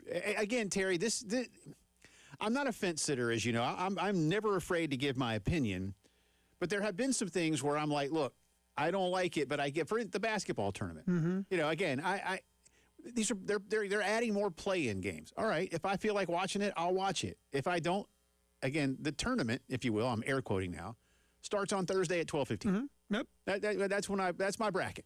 Right. That's how not going to change. Tens of millions of Americans feel. Right. Different with the football playoff.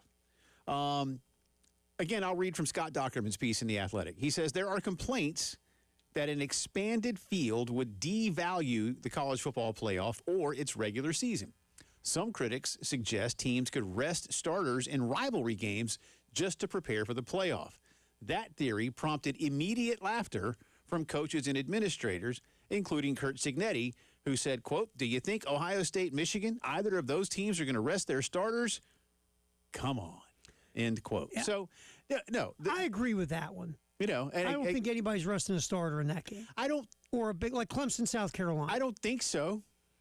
But is it plausible? Sure. I mean, anything's plausible, yeah, right? Yeah, and some games may mean less than others. And some coaches may look at it and go, oh, man. Okay, let's flip it really quick. Let's just do this real fast. Let's say Clemson, South Carolina, both are in. Mm-hmm. And do you then, since you're both in, are you resting guys for that first-round college football playoff game? Because I was just thinking to myself, there's no way you're going to do it. And I said, wait a minute. What if you're both in? Are you going to start Lenore Sellers, for an example? I got to tell so look, I'm thinking this out sounds, between you and me. It sounds like heresy, and I'm not saying I would. Because I don't like bowl holdouts. But I get it. I get it, too. And those are, dare I say, meaningless. Now, they have some meaning to some people. So I don't want to, and there's no way on God's green earth that I would ever call the Carolina-Clemson game meaningless. But let me ask you this. All right, Righty, being a Carolina fan, would you rather see Lenore Sellers play in the Clemson game and risk injury, knowing he's got a college football playoff game to start, like in the next 2 weeks or whatever?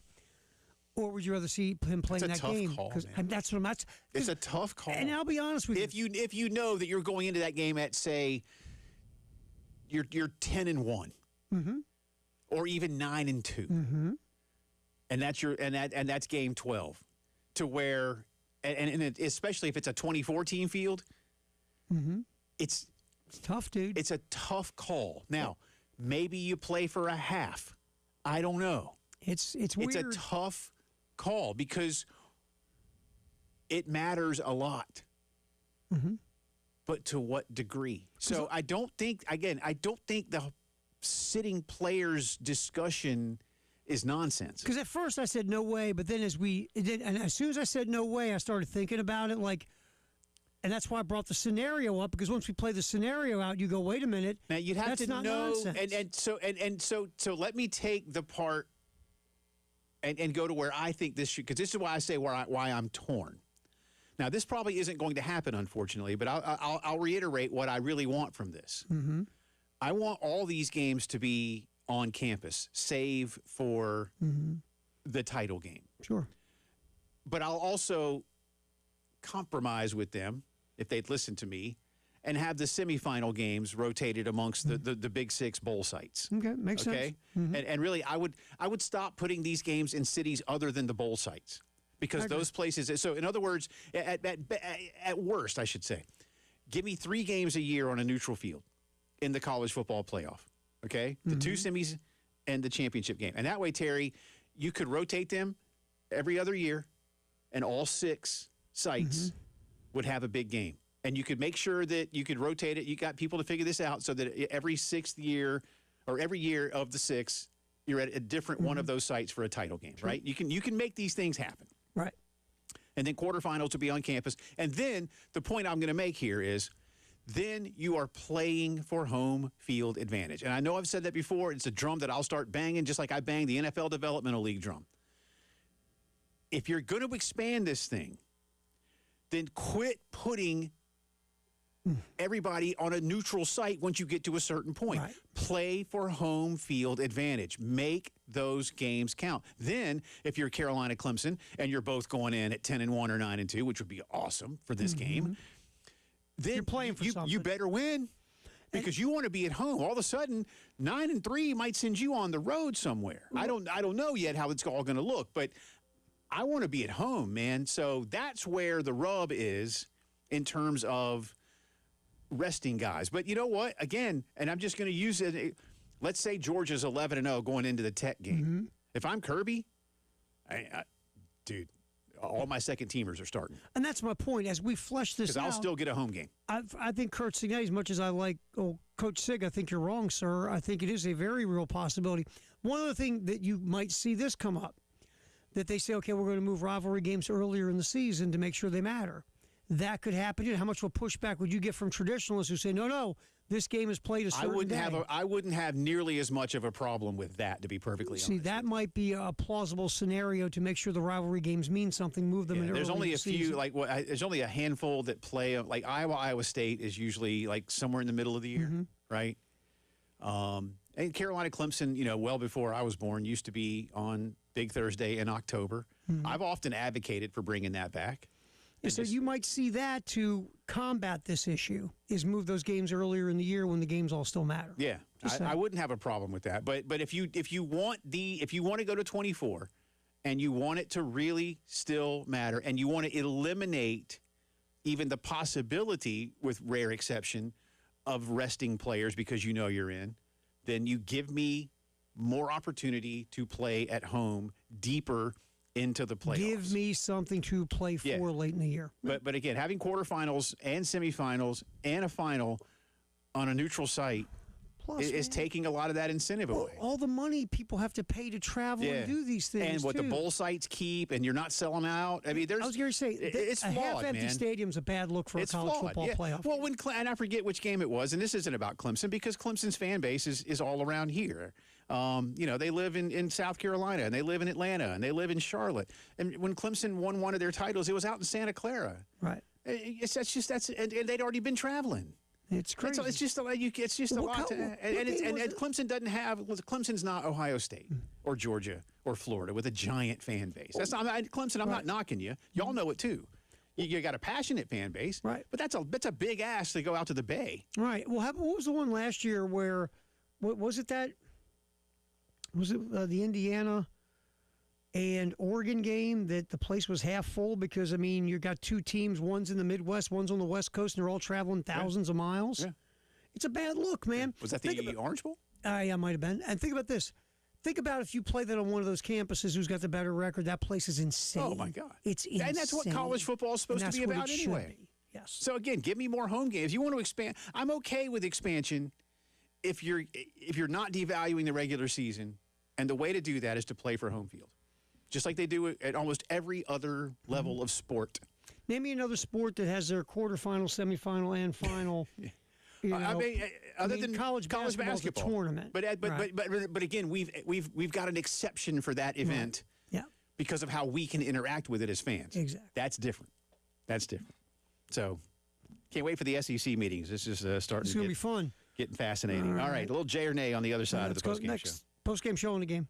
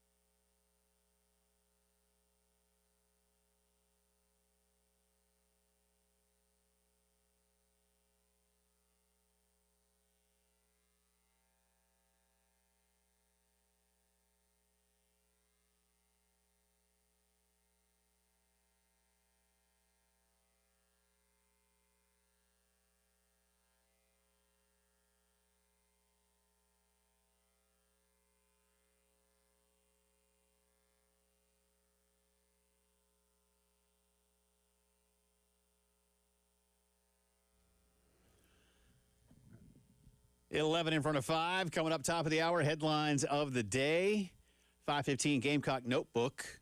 If you missed it, we'll play a few minutes back of our interview with David Cloninger of the Post and Courier. He's got his hot board out when it comes to the Gamecock baseball coaching search. We spent the entire first hour talking about the Gamecock baseball search, and we will get back into some of that in the next hour as well. Drive around the SEC and more coming up in the final hour.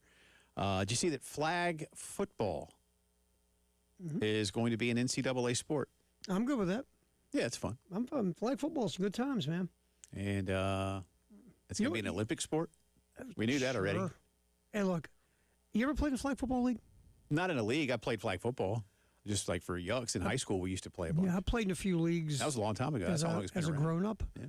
I played in a few leagues. The funny thing about flag football is eventually at some point it becomes, oops, I didn't mean to tackle you. I didn't mean to, or I didn't mean to, I meant to, but I didn't mean to. Yeah. Oh, yeah, it gets, I've been in a few of those leagues. No, there's some dudes that just can't let go of when they played football. And if they give up a couple of plays, all of a sudden they ain't grabbing the flag anymore, brother. So you got to be wary. Yeah. Sometimes when you walk away from a flag football game going, man, I feel more beat up than when I played in pads. Yeah. Every now and then, man, there it ain't gets no a little pads. ugly. Ain't no pads. But anyway, it's going to be an NCAA I'm all sport. for it. Yeah. I'm all for it. I think it's cool. I don't know who's going to start teams or where we'll see them. Mm-hmm. Why do I have a hunch the SEC won't sponsor flag football? Have you seen what we do?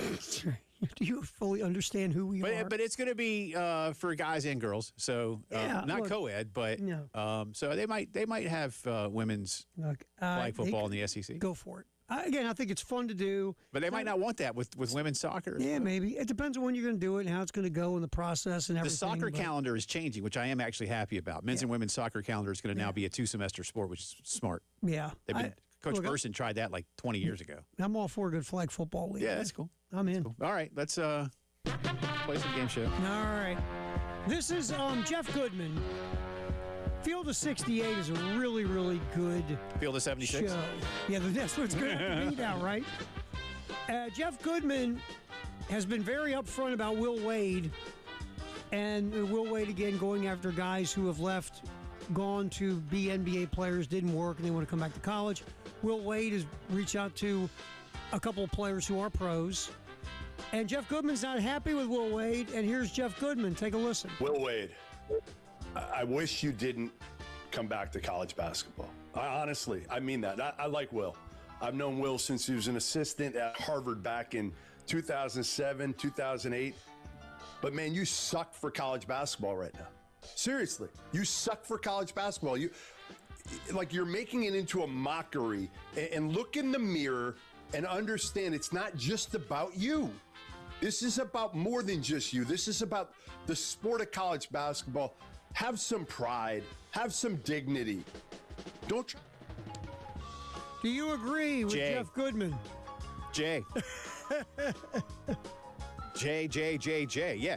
What Will Wade is doing. Listen, in all seriousness, we just saw a couple of months ago the Charles Bediako case be adjudicated in the state of Alabama. And the main reasoning from the judge was, hey, I didn't write the rules, but the rules clearly state what you can and can't do once you turn pro. Will Wade knows these things. And so really, it's as much about his school allowing him to go after these guys. Terry, we've talked about it before. The number one thing in the SEC rule book is that we follow the rules of the NCAA. All right, that's the number one thing in the SEC rulebook, is that all the rules of the NCAA matter first, and then we might have things that are more strict, but nothing will ever be less strict. They know this at LSU, and Will Wade doesn't give two you-know-what. LSU doesn't care. Yeah, and that's, to me, that's problematic. So I'm with Jeff on that one. Way to go, Jeff. All right. The Portland Trailblazers have a new owner. Tom Dundon. He's the guy that owns the Hurricanes. Owns the Hurricane. Yeah. Dundon is known for his cost cutting once he buys a team. Okay. Laid off 70 or restructured or laid off 70 employees recently. Yikes. But more importantly, I shouldn't say more importantly, but also he's put in some cost cutting measures, including asking staff members to check out of hotels early to avoid fees. and not bringing two-way players on playoff and road trips, which is a normal thing in the NBA. And what I want to focus on is making staff members check out of hotels early to avoid fees. You're a bazillionaire. Jay or nay on this? Well, what is he? I mean, is he asking them to spend the night in the car one night? I'm saying, don't do the late checkout. Make sure you're out early, and a lot of them do late checkout for logistical reasons. And he's so cheap that he's asking them not to do the late checkout because he didn't want to pay the fees. Yeah, that's a. What was the? You agree with the new owner? Nay. Come on, man. If they need to do it, they need to do it. Here's my question: why'd you buy the team? Yeah. Right? Yeah. Why'd you buy the team? They're not going to be happy because they love that team out there. They're not going to be happy. That's the other thing. No. All right, headlines coming up.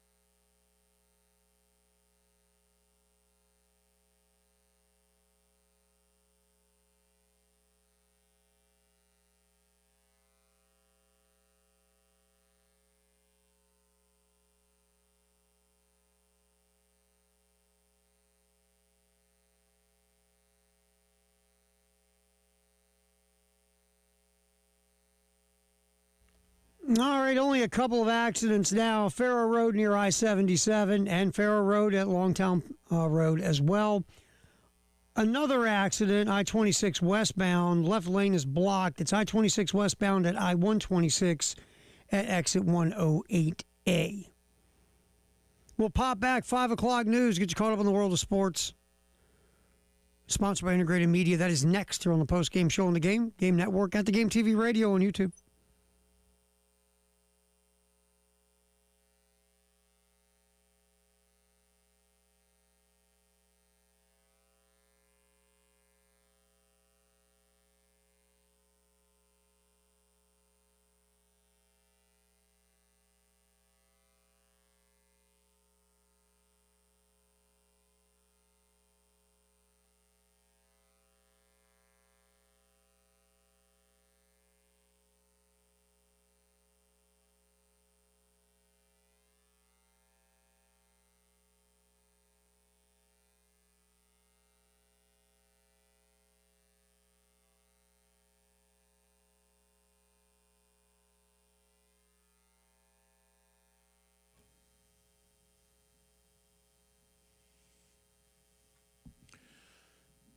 It is 5 o'clock news time on this Wednesday, also the final hour of the postgame show. Welcome back in along with Terry Ford. I'm Jay Phillips. We'll start with South Carolina baseball, and the season is, dare I say, finally done. South Carolina ends the year on a 13-game losing streak, falling last night at the SEC tournament to Tennessee 11-6, the final. Gamecocks took an early 3-2 lead in the third, but Tennessee batted around in the bottom half, scored 6, and that was about it. Brandon Stone only lasted a couple of innings, just didn't have it yesterday, as really has been the case for the Gamecocks in the final month of the year.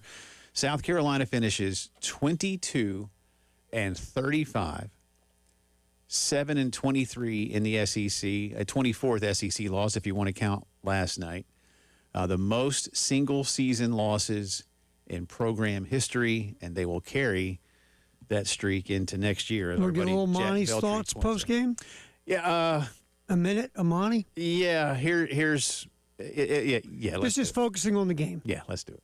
Well, again, congratulations to Tennessee. They did such a good job tonight offensively. A lot of two-strike hits. They did a great job of just using the whole field, offensively. Hit a lot of balls hard the other way. A lot of two-strike hits. I just thought they did an outstanding job offensively, when you're down. And we did make a couple plays early in the ball game.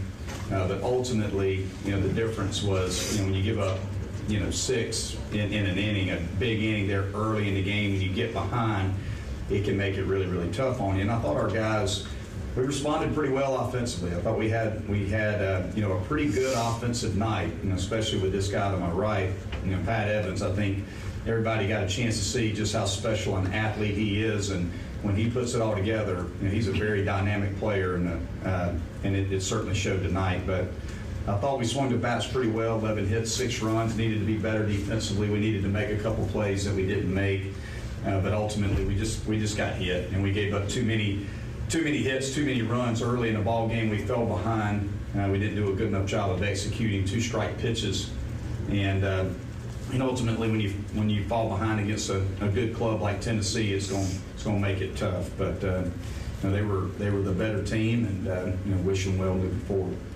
Tennessee plays Arkansas here in just a little bit. That was their 38th win of the year for the Volunteers. As you mentioned, Patrick Evans, the leadoff hitter last night, was 3 for 5 with 2 runs scored and 3 driven in. So a nice night for him. But as I said, Brandon Stone, 2 2/3, gave up 8 runs, 5 of them earned. As Monty said in that cut there, Carolina committed 3 errors last night. But look, not here to dwell too much on any particular game, and we haven't been for the last 3 weeks or so. We haven't really been talking much about games because I think we've all known that this is now much larger. And again, coming up in about 15 minutes, we will have a little bit of our conversation with David Cloninger and some of Terry and my thoughts on what DC had to say about the coaching search. And that's now fully underway, obviously, with the season done. That said, you would certainly believe that the bulk, if not all of the candidates on Carolina's list are still active. Yeah, it feels that way. Yeah, which is good. No, it's good for them. Not good for Carolina to be where they are, but it's been difficult to really comprehend and fathom that you brought in a Hall of Fame coach who just completely took the program to depths you'd never cratered it. Yeah. It's really hard to believe. It's just genuinely hard to believe. Again, you and I said it in the first hour of the show. Looking back to that hire, even the worst case scenarios running through your head would not lead you to this. No, you expect to make the playoffs and be be a part of that. And again, you get 64 schools. You're certainly one of those.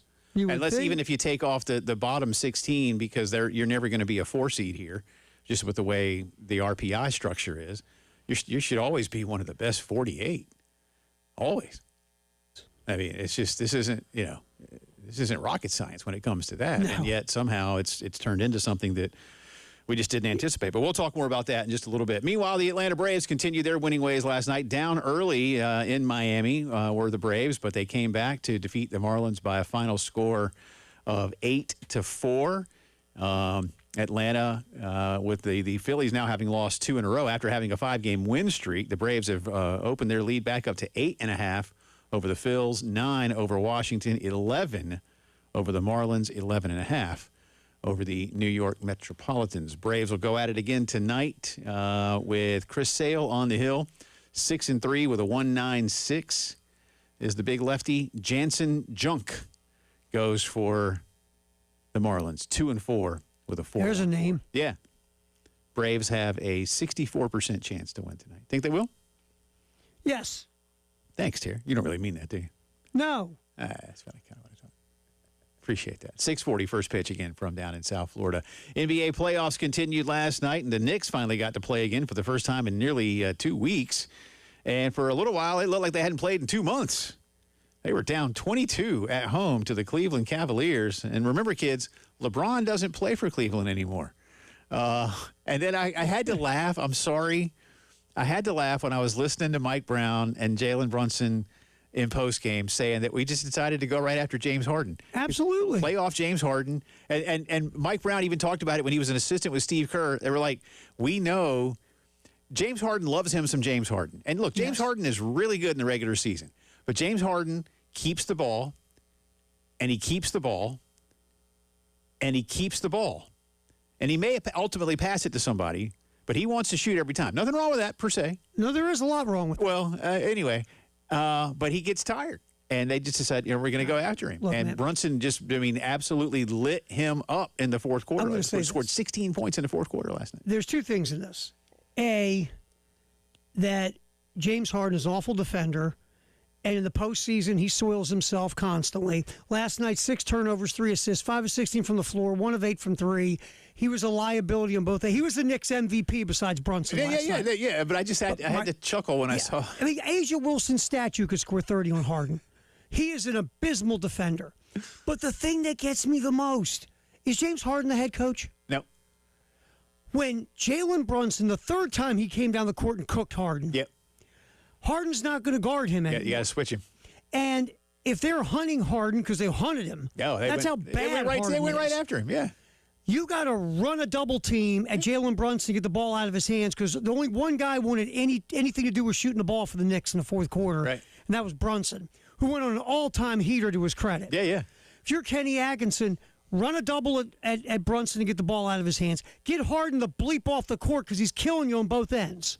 Dude, I would have got James Harden Sr. on the court to replace with James Harden Jr. It was, I don't know what was worse. James Harden's abysmal play or Kenny Atkinson's abysmal coaching. And by the way, Kenny Atkinson had a ton of timeouts. He wouldn't use them. He wasn't using them. Yeah, no. I guess does he get like a sweet deal or a 2-for-1 at McDonald's if he's got timeouts? Not that I know of. But it was, oh my gosh. But the Knicks, again, down 22 at home in the Garden.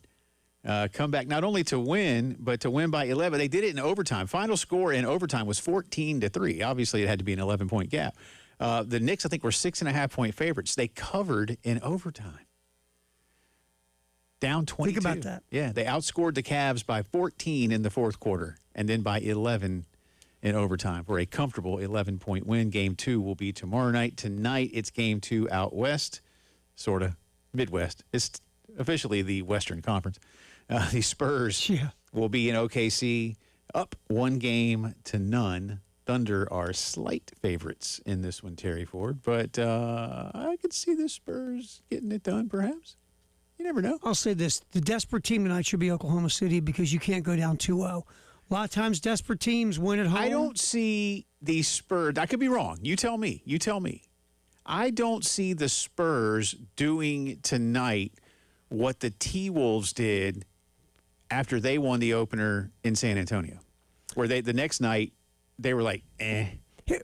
Here's the biggest problem to me is, and you're not wrong, I think the biggest problem for Oklahoma City is with Wembanyama. Look, let's just go for it. The old school way of handling a guy like Wembanyama, he's a skinny dude, beat him up. Both ends of the court, beat him up. Oklahoma City's got one guy that can do that, and that's Hartenstein. Oklahoma City's not built to beat you up. Honest, I'm telling you, I really believe my neighbor's dog weighs more than Chet Holmgren. Chet's not out there to beat anybody up. You don't have physical dudes on the Oklahoma City team that are going to go out there and and do what Minnesota. Remember what Minnesota did? They were beating up Wembanyama so much he threw the elbow. Yeah. That's not Oklahoma City. But here's the thing with Oklahoma City. If you watch game one, I have never seen a defending champion so intimidated by a player. They wouldn't go to the rack when Wembanyama for the first 3 quarters. Look, I think that changes tonight. it has to. I think you look, again, the old school is you go at the shot blocker. You get into his body and force him to foul you. You cannot be scared to go. Look, that dude's going to swat your shot into the next zip code because that's who he is, right? He's going to get you. You just got to keep going at him and keep going at him. You got to make him work. In Oklahoma City, you watch some of those dudes would dribble in the lane. The minute that 7'4" alien would come at him, they pitch that thing back out. Yep. You got to go at him, Jay. It's like you got to do some old school basketball tonight, or you better hit a lot of threes.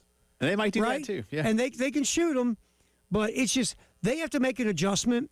You can't go down 0-2 at home, man. No, that would be difficult to You come can't. back from. And I'll tell you right now, if you don't make an adjustment, I could see San Antonio getting 2 in Oklahoma City. I can too. I can absolutely see it. These man. teams, there's not a lot that separates them. No, and I picked Oklahoma City because of that experience. That's fair. That San Antonio didn't have. Fair. But I'm going to say this again. Oklahoma City's got to make some adjustments. Well, Wemby did something the other night that only Wilt Chamberlain has done in the playoffs. Oh, it's insane. So when you're starting to talk about a guy like that at his age, you realize the kind of company that he's beginning to keep. Yeah, I mean, your only hope is that De'Aaron Fox doesn't play again for San Antonio. Stephon Castle gives the ball to the other team. As I saw, as a game time decision. Yeah. So if he doesn't play, again, San Antonio was pretty sloppy with the rock the other night and got away with it. Castle had 11 turnovers. Yeah. You hope you can get that. Maybe Wemby only goes for 32, Jay. Right, instead of 40. And then maybe you get a W. But, I mean, Oklahoma City, you got to figure something out because that dude is giving you a ton. He gave you a ton of trouble in the regular season, too. Yeah. Just saying. Finally, in our headlines of the day, Live Golf says they have a new plan. If they don't find some extra financing, though, they could move their headquarters to the United States and file bankruptcy. Axios reported that Live Golf CEO Scott O'Neill wants $250 million from investors to try to keep Live Golf going. He is projecting now, Terry Ford, that the league will be profitable in 2 years, where just a couple of months ago he said it would likely take a decade. What changed, Jay Phillips? What happened? Not one damn thing. Bloomberg says that Liv is, as I said, considering relocating its headquarters to the United States because bankruptcy restructuring is more favorable here than it is in Europe.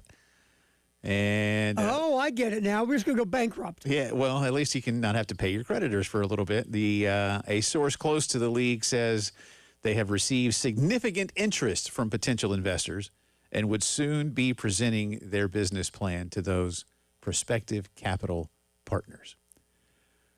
I can't really figure out what it might be like to go, well, here's the thing. We're doing great. We're going to probably be profitable in 2 years or maybe 10, but we're also probably going to declare bankruptcy. But we'd love to have your money, and I'm sure you'll get it all back. And that's a hell of a pitch. But their CEO says we continue to see great momentum. Where? The momentum toward bankruptcy. We see great momentum. Where? Don't you love when these corporate people just start just spewing word salad? Anyway. So good luck to the Live Golf. In the words of Jay Phillips, we're all counting on you. We're pulling for you. We're pulling for you. That's our integrated media headlines of the day. We spoke with David Cloninger. Oh, by the way, brought to you by, did I say integrated media? Did I do that already? Yes, you did. Okay, I did. Thank you. I can't remember sometimes. It all kind of rolls off there. We spoke with David Cloninger earlier about the Gamecock baseball search. Get a few words from D.C. for those of you who missed it on the other side during the Gamecock Notebook. That's next.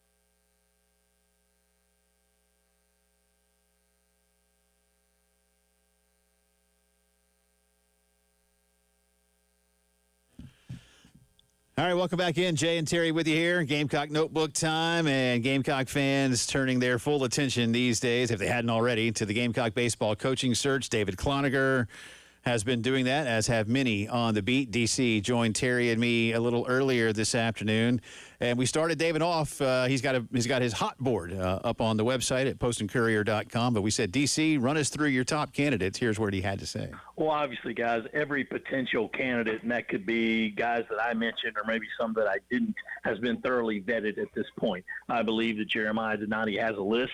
I believe it's a rather short list. And I believe right now it's just playing the waiting game because let's just call it, fellas, South Carolina isn't playing, but a whole lot of teams and candidates are. And that's still going to be the case 10 days from now. So it'll just be a long process in terms of guys getting their season over. That said, I've been told nothing to not believe that Kevin Schnall won't get the first call. To the point of like, listen, you're going to have to tell us no, and probably several times. After that, I personally believe that James Ramsey will get a call. But as I explained in the piece, you have to call him just because of how good Georgia Tech is right now and how much of a young up-and-comer he is. That said, as I explained in my piece, I don't think James is going to leave. There's just way too much family affairs for him in Atlanta to probably entertain it. But you got to call him. You have to make that call. And then third on the list, I believe, will be Dan Fitzgerald from Kansas. Obviously, that does come with a little bit of an eye on the Texas Tech job, seeing what happens there. But it is one of those cases where they like the guy, they like what he's about, they like the system that he wins with and his ability to recruit junior college players. As you know, Jay, JUCO players was a huge, huge part of Ray Tanner's dynasty here at USC Baseball. So that would be a welcome return to get a bunch of those guys and have them be really good, productive players. And then to me, and again, this is just looking at it and saying that if you do go into the assistant coach realm, I think Justin Parker, head and shoulders, stands above the others because he's been here. He's been a head coach, not for a very long time, but he was a head coach during the end of Mississippi State's last season. And I think if you do go into that world, if you get down to that, you say, okay, this guy's got to be my first candidate. Those would be my top four. All right, David. Let's say everything's equal. Let's push Texas Tech out of the way for a little bit. Let's just say Jeremiah Donati makes those calls of those three guys. Let's go with talking about those top three are sitting head coaches. Which one of those three in your mind is more apt to say yes? Really tough question, Terry, but to me it would probably be Fitzgerald if there's no interest in Texas Tech. I think he's the kind of guy, and, maybe this just hasn't been reported, maybe just hadn't put out there, but I've yet to see anything for him saying like, oh yeah, I love Lawrence and, Kansas is my home. And you just have to think, playing a little devil's advocate, how much support do you get out there? How much do people really come out and see you? Because it's Kansas baseball. I think they've only been to 6, 7 NCAA tournaments ever. And so, this is great that what you're doing, but it's like, are they going to give you the support you need, and will it be anywhere close to what you could get here? So I think he would probably be the guy, in my mind, that would listen the most, and followed closely by Kevin Schnall. But Schnall's got a lot to think about. I mean, the guy is Coastal Carolina. He played there. He was assistant coach there. He's head coach now, and there's a lot of his time invested in the Coastal program. I know a lot of people down there would hate to see that go away. That said, he's a family man, 3 children, I believe, and money talks. You do have to look at it that way. And even Gary Gilmore said on another program last night, I just don't know how you turn down that kind of money. But that said, Kevin is a very, very invested guy in Coastal Carolina baseball. Talking to David Cloninger of the Post and Courier, as Jeremiah Donati has a lot on his plate to get Gamecock baseball back to where fans want it to be. Let's take Schnall and Fitzgerald for a second. You mentioned Ramsey, who's in his first year at Tech, or second year now, I guess, but he's doing big things over there, obviously. And Coach Schnall's only in his second year as a head coach. Fitzgerald a little bit longer. So maybe a compare and contrast, David. Schnall knows this geographic area incredibly well, but has not yet worked at this level. Dan Fitzgerald, on the other hand, has been an SEC assistant and has just won the Big 12, which is a fantastic baseball league. So maybe there's an edge there. How do you maybe compare and contrast those things where Schnall, as you said, is almost a state of South Carolina lifer, certainly his adult life, relative to having to come in? Because no matter what, DC, whoever gets this job has to rebuild, not just retool. Oh, absolutely. It's going to be a major rebuilding process, which is why I've said no matter who they hire, I think fans are going to have to be patient by saying, like, listen, you can't just go buy a new roster out of the portal. You're going to have money to play the portal, but you're also going to have to rebuild recruiting bridges and get you a solid base, which might mean you're going to have to wait for these kids to grow up. That's just a part of the game, but we can talk about that, once everything's cut and dried. As for your question, Jay, I look at it as saying, like, okay, who had more or less resources to coach the way they want to coach? I mean, you can get some NIL money, some booster support at Coastal. Is that on the same par as Kansas? I'm not sure what their investment looks like, but I'm like, Kansas baseball, how much could it be? Did their boosters know they have a baseball team? I don't think they do. Right. It's one of those, like, I mean, how much do you actually get? But maybe they're on the same page right there, and then a big reason why Dan had to go to a lot of JUCOs. So you look at it and saying, this guy knows how to coach. He knows how to build with what he has. And I think both of those guys really answer that question. And especially with Schnall, who says, you have a system, especially in the SEC and the power leagues, where the game is really devolving into power arms and power bats, right? Let's just overwhelm you with talent. Well, as Gary Gilmore said last night, again, you can play a whole lot of baseball around that. And that's why Coastal leads the country in sack bunts. It's why they have a system of saying, hey, listen, if we get a guy on the second base, we score 87% of the time. Or I'm sorry, if we score first, we win 87% of the time.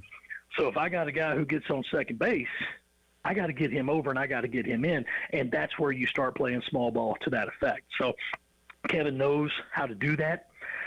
He knows how to work that and say, like, you don't just have to come up and play for the 3-run homer. That worked for a long time. It worked under Ray Tanner.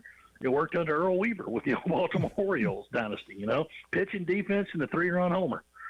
But it's not that way anymore. You have to you can make the game work for you by playing small ball, and I know Schnall really knows how to do that. And with Kansas, I haven't taken a deeper dive into their record and how they got it, but they got 41, 42 wins? Yeah. Won the Big 12? Yeah. Mm-hmm. Something's working. Yeah. Something's First working. conference And title he's the since one who 1949, man. Mm-hmm. So, yeah. He's the one who created that. So I think both of those guys, in terms of building a team and coaching to win around what you have, both those guys are on probably pretty equal ground. Starting to feel like it's one of those two. That was David Cloninger, full interview up on the podcast page, and we even has a little fun with David about this day in history of the Atlanta Braves, but it had nothing to do with the game. Just leave it at that. See, you left it alone, man. See? I look. I don't know. It feels like it's not down to those two. It feels, though, as if those two are at the top of the list. And as David said, you got to look at guys that will say yes. And that's one of the reasons, Terry, that we maybe haven't heard some of the names that we bandied about a couple weeks ago. Right. Well, I think so. Because they've again, Jeremiah has asked the questions, and he's gotten the answers. Some are up, some are down. And I think the names that we have on these lists are the names that are still up. What that looks like next, I don't know. I will tell you, again, I'm not here to – it's not my job to play favorites. I think if it's either of these guys, I think they could do a really nice job at South Carolina. Yeah. But if you ask me with what I think Carolina needs right now, I feel like Dan Fitzgerald checks more of those boxes. And that's not a knock on Kevin. Not at all. It's just that I look at what he's done and where he's done it and how he's done it. I'm the same way. I just look at him like he's a guy that built Kansas from nothing. Yeah.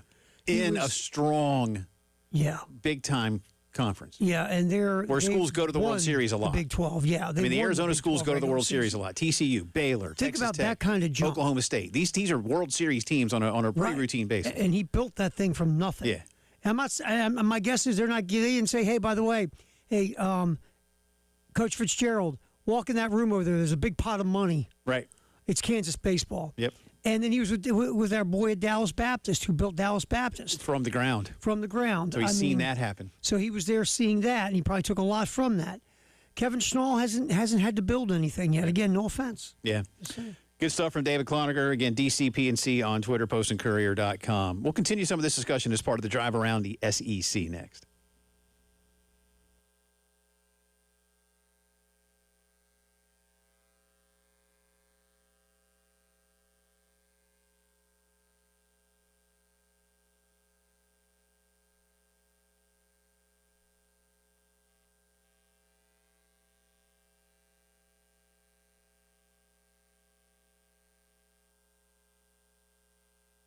Cato's Power Equipment ready to help your yard.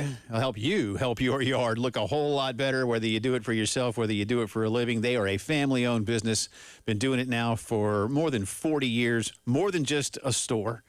I promise you that. They can really just, they have so much great advice, so many things that can help you out there. If you need brand new equipment, you need expert service. Maybe you love that riding mower that you've had for a long time, but you need it taken care of. They'll get it done. Their team knows their equipment inside and out. And again, not like the big box stores where you might get somebody that knows what's up and they might just point you over there like, yeah, there's a lawnmower over there. Not at Cato's. 4012 West Beltline Boulevard, and you can always find them at catospowerequipment.com. A lot of great specials going on. I love what they've done for me and how my yard looks. They can help you out too, whether you do it for yourself, whether you do it for a living. Get the power equipment you need at Cato's Power Equipment.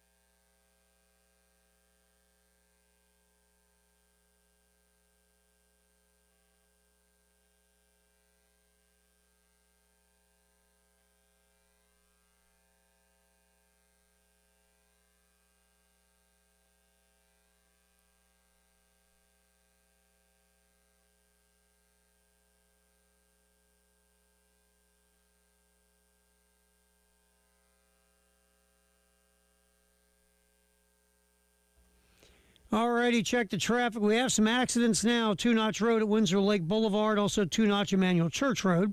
Juniper Springs Road at Pond Branch Road, I-77 northbound between Garner's Ferry and Decker Boulevard. I-26 westbound at I-126, that's exit 108. Fairway Drive at Decker Boulevard as well. DeQuincy Newman Freeway northbound at Fontaine Road. And stop-and-go traffic, I-26 westbound between Sunset Boulevard and St. Andrews Road. Drive around the SEC next here on the Postgame Show.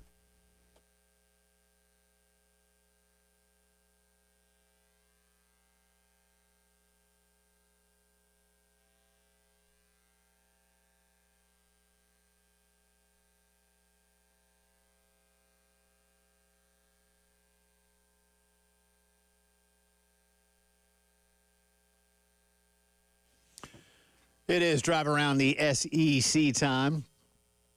And we'll continue some of our discussion on what's going on around the Carolina baseball search.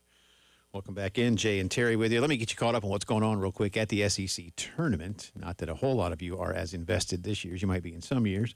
Already today, Mississippi State has defeated Missouri 12-2, the final in that one.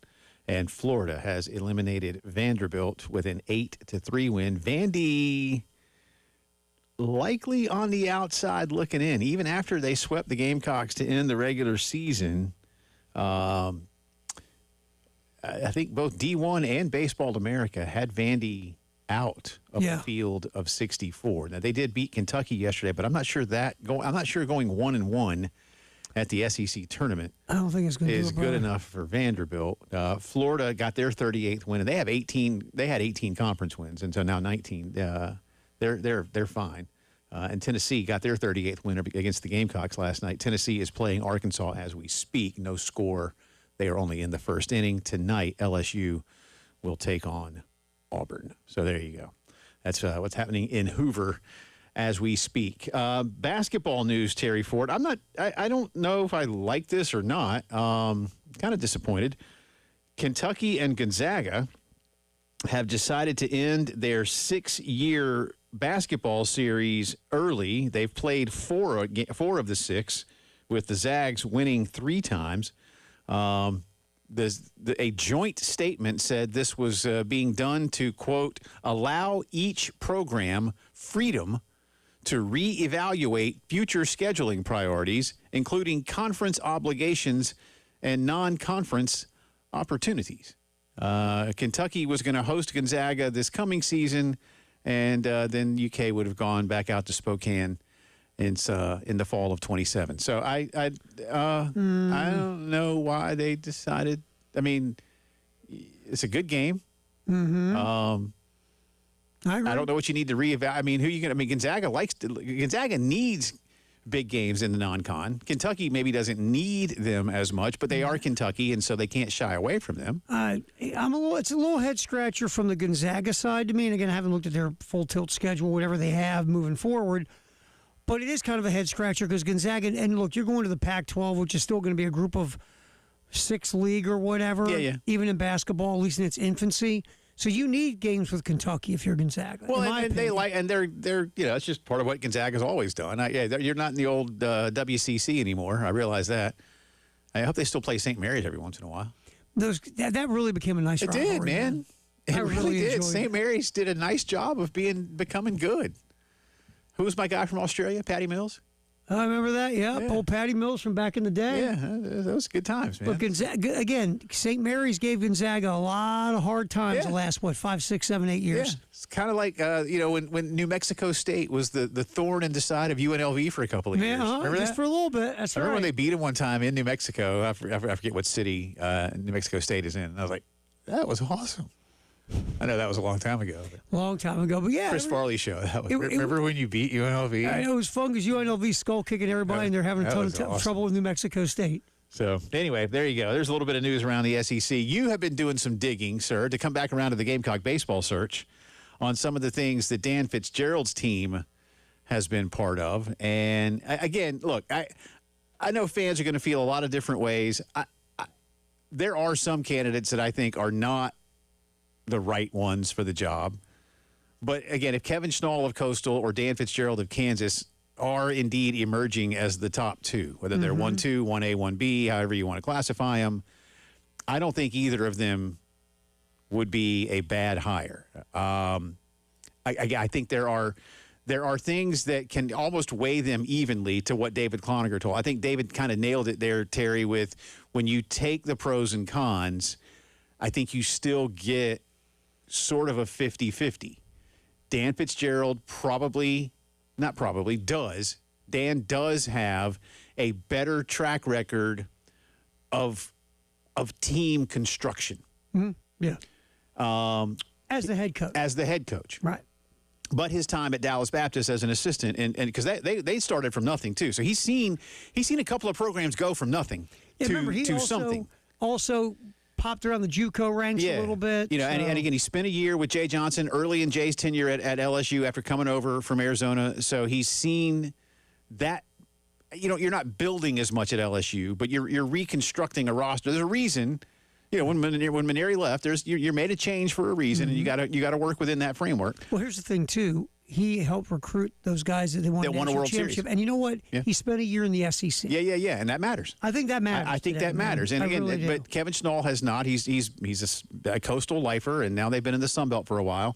He played there. He's coached there. They won a World Series there, and that you can never discount that Coastal Carolina won the World Series, and you cannot discount that in his first year he led Coastal to play for a national championship last season. So he's done those things, and because he has spent again the bulk of his adult life in South Carolina, he's going to know this part of the world, and that not just within the borders of our state, but he's going to know the North Carolina programs, and he's been to Atlanta, and he goes down to, and he's coached in Florida, so he knows how to recruit.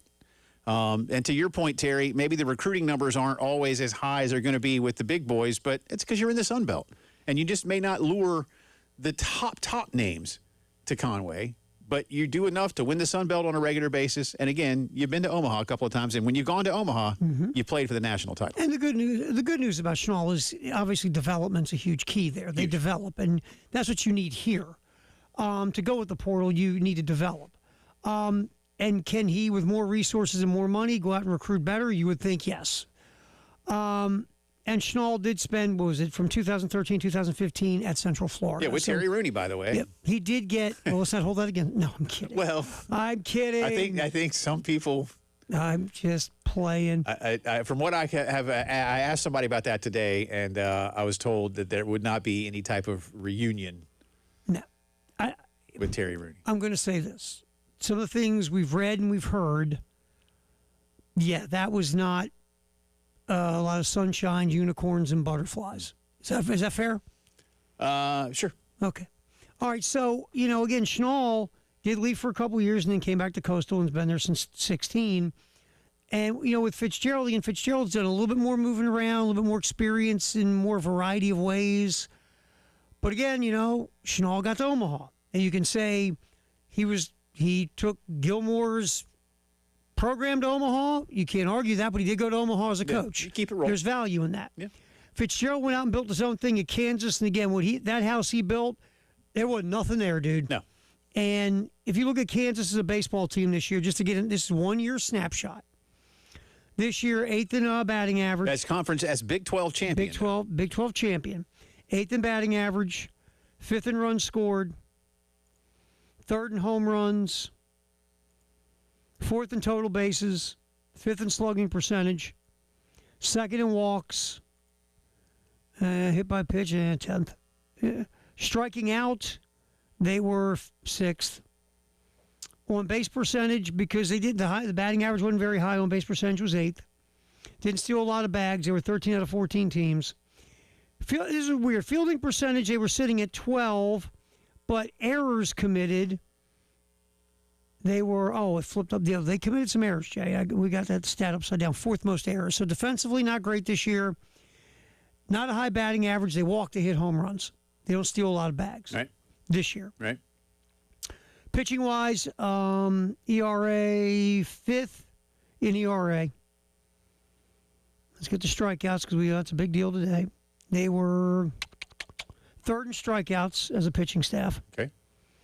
Gave up 8th in home runs given up. Opponent batting average, they were sitting at 11th. So pitching-wise, got strikeouts. ERA was in the top half. So, But they won the conference. They won the conference. They won the conference. That tells me, again, nothing in those stats. You saw some of the offensive stats, a couple of metrics like the home runs or whatever. You go, okay, I get it. Yeah. But it wasn't like they go across the board wowing you in every statistical category. Right. They just won games. They just win. They won games. And that's for what that's worth. They won games. And I think that's what's going to have to matter around these parts in the very, very near future. Found a way. So we'll see.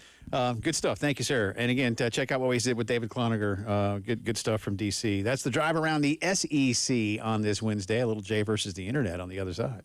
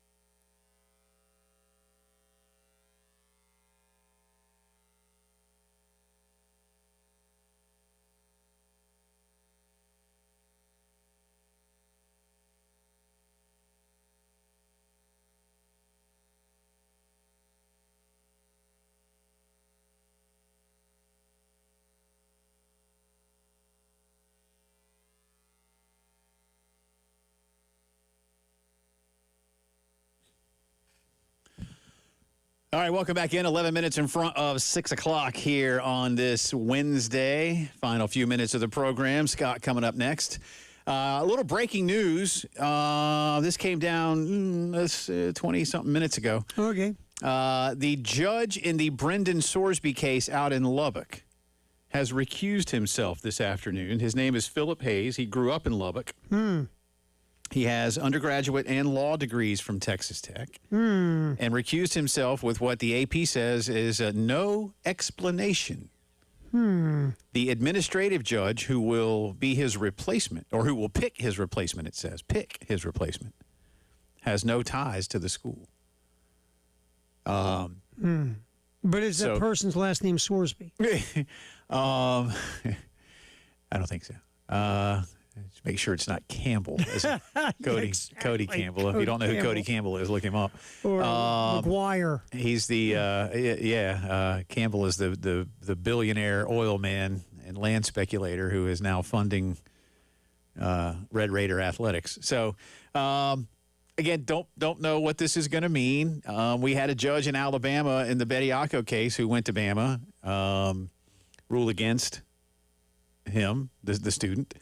We had the judge in Knoxville who had his law degree and undergrad from UT Knoxville rule against Joey Aguilar. So I don't know. I mean, look, law's law and rules. This stuff gets interpreted different ways by different judges. But this judge didn't want any of it, man. He didn't want that. You know what? You know what I think now? I'm going to be cynical.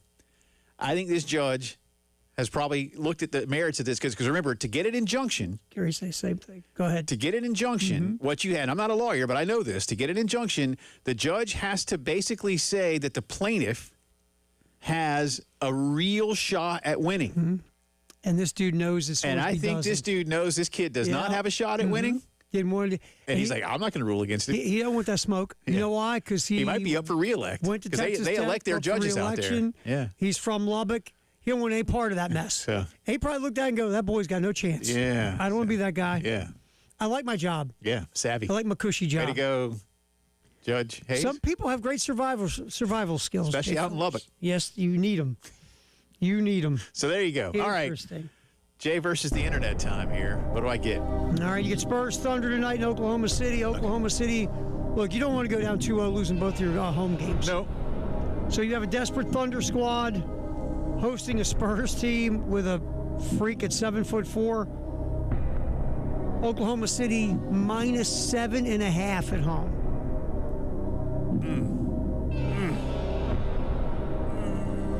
Spurs plus the points. That was my thought, too, that I think Oklahoma City wins game 2, but I think San Antonio covers the 7.5. I think Oklahoma City wins, because if you go down 2-0, you better win. Long climb up. All right, the NHL play. Okay, I'll give you one. Ready? Okay. The New York Knicks will be down 22 with 7 minutes left. Will they come back and win? Jay. Ready? I'll give you the Cavaliers in 21 the last 7 minutes. I know, right? Wow. NHL. Thank you, James Harden. Yeah, nice work, James. Knicks MVP, baby. Avalanche hosting the Golden Knights. West Final, Game 1. We don't do the whole Avs. Just give me the Avs again. Yeah. Look, Arsenal again. They're owned by the same people. Arsenal won the Premier League yesterday. Love that J logic. Give me the Avs. They say some of the Arsenal the last soccer time I told you, the last time you asked me this, I told you, and they ended up winning their Game 7. I hear that some of the Arsenal soccer players will suit up for Colorado. Oh, no chance. They got to play in the Champions League final next week. So, look, the Avalanche. Give me the Avs. The only thing that can hurt the Avs is their goaltending's been a little wonky. But if their goaltending is solid, they're the better team. Just score more goals. And you know what? John Tortorella was the head coach of the Golden just score Knights. more goals. That's easy enough. I am not. That's an easy Tortorella fix guy. here. So score more than the other team? Yeah. Is that how it goes? Yeah. Is that your pearls of wisdom for hockey today? It's winning sports for dummies. Score more than the other team. Score more than the other guy. Tell me it doesn't work. You know what? Jalen, tell me it doesn't work. I think every team that scores more than the other team wins. Yes. And every team that scores less loses. Yes. You might be onto something. I'm just saying. You I've been might be covering like sports you for might a while. be a wagering savant. About wagering, but anyways, that's happening tonight, my man. Okay. All right, so There you go. all right, so Sorsby, we got that latest there. I don't think he ever plays again in college football. Not in college, and I don't know if the I don't think the NFL wants that any right of that. now. As we keep saying, there's a lot of things that are moving in this story. I want this young man to get his help. He has now admitted to just how bad a problem he has, and it's bad. It is. It's for someone who is in his early 20s. I hope he gets the help he needs so that this doesn't become a thing. But if I'm an NFL team, I want no parts. But of right this. now, I got some trust issues that would have to be worked through. Well, plus, I don't want to put a guy on my team that's threatened the integrity of a sport. Yeah, I mean, and am I going to have to constantly monitor you? He's not Andrew Luck in ability. No. I don't need that. Yeah. So we'll see. Thanks to David Cloninger for joining us. For Terry, I'm Jay. Scott's next, and we'll see y'all tomorrow.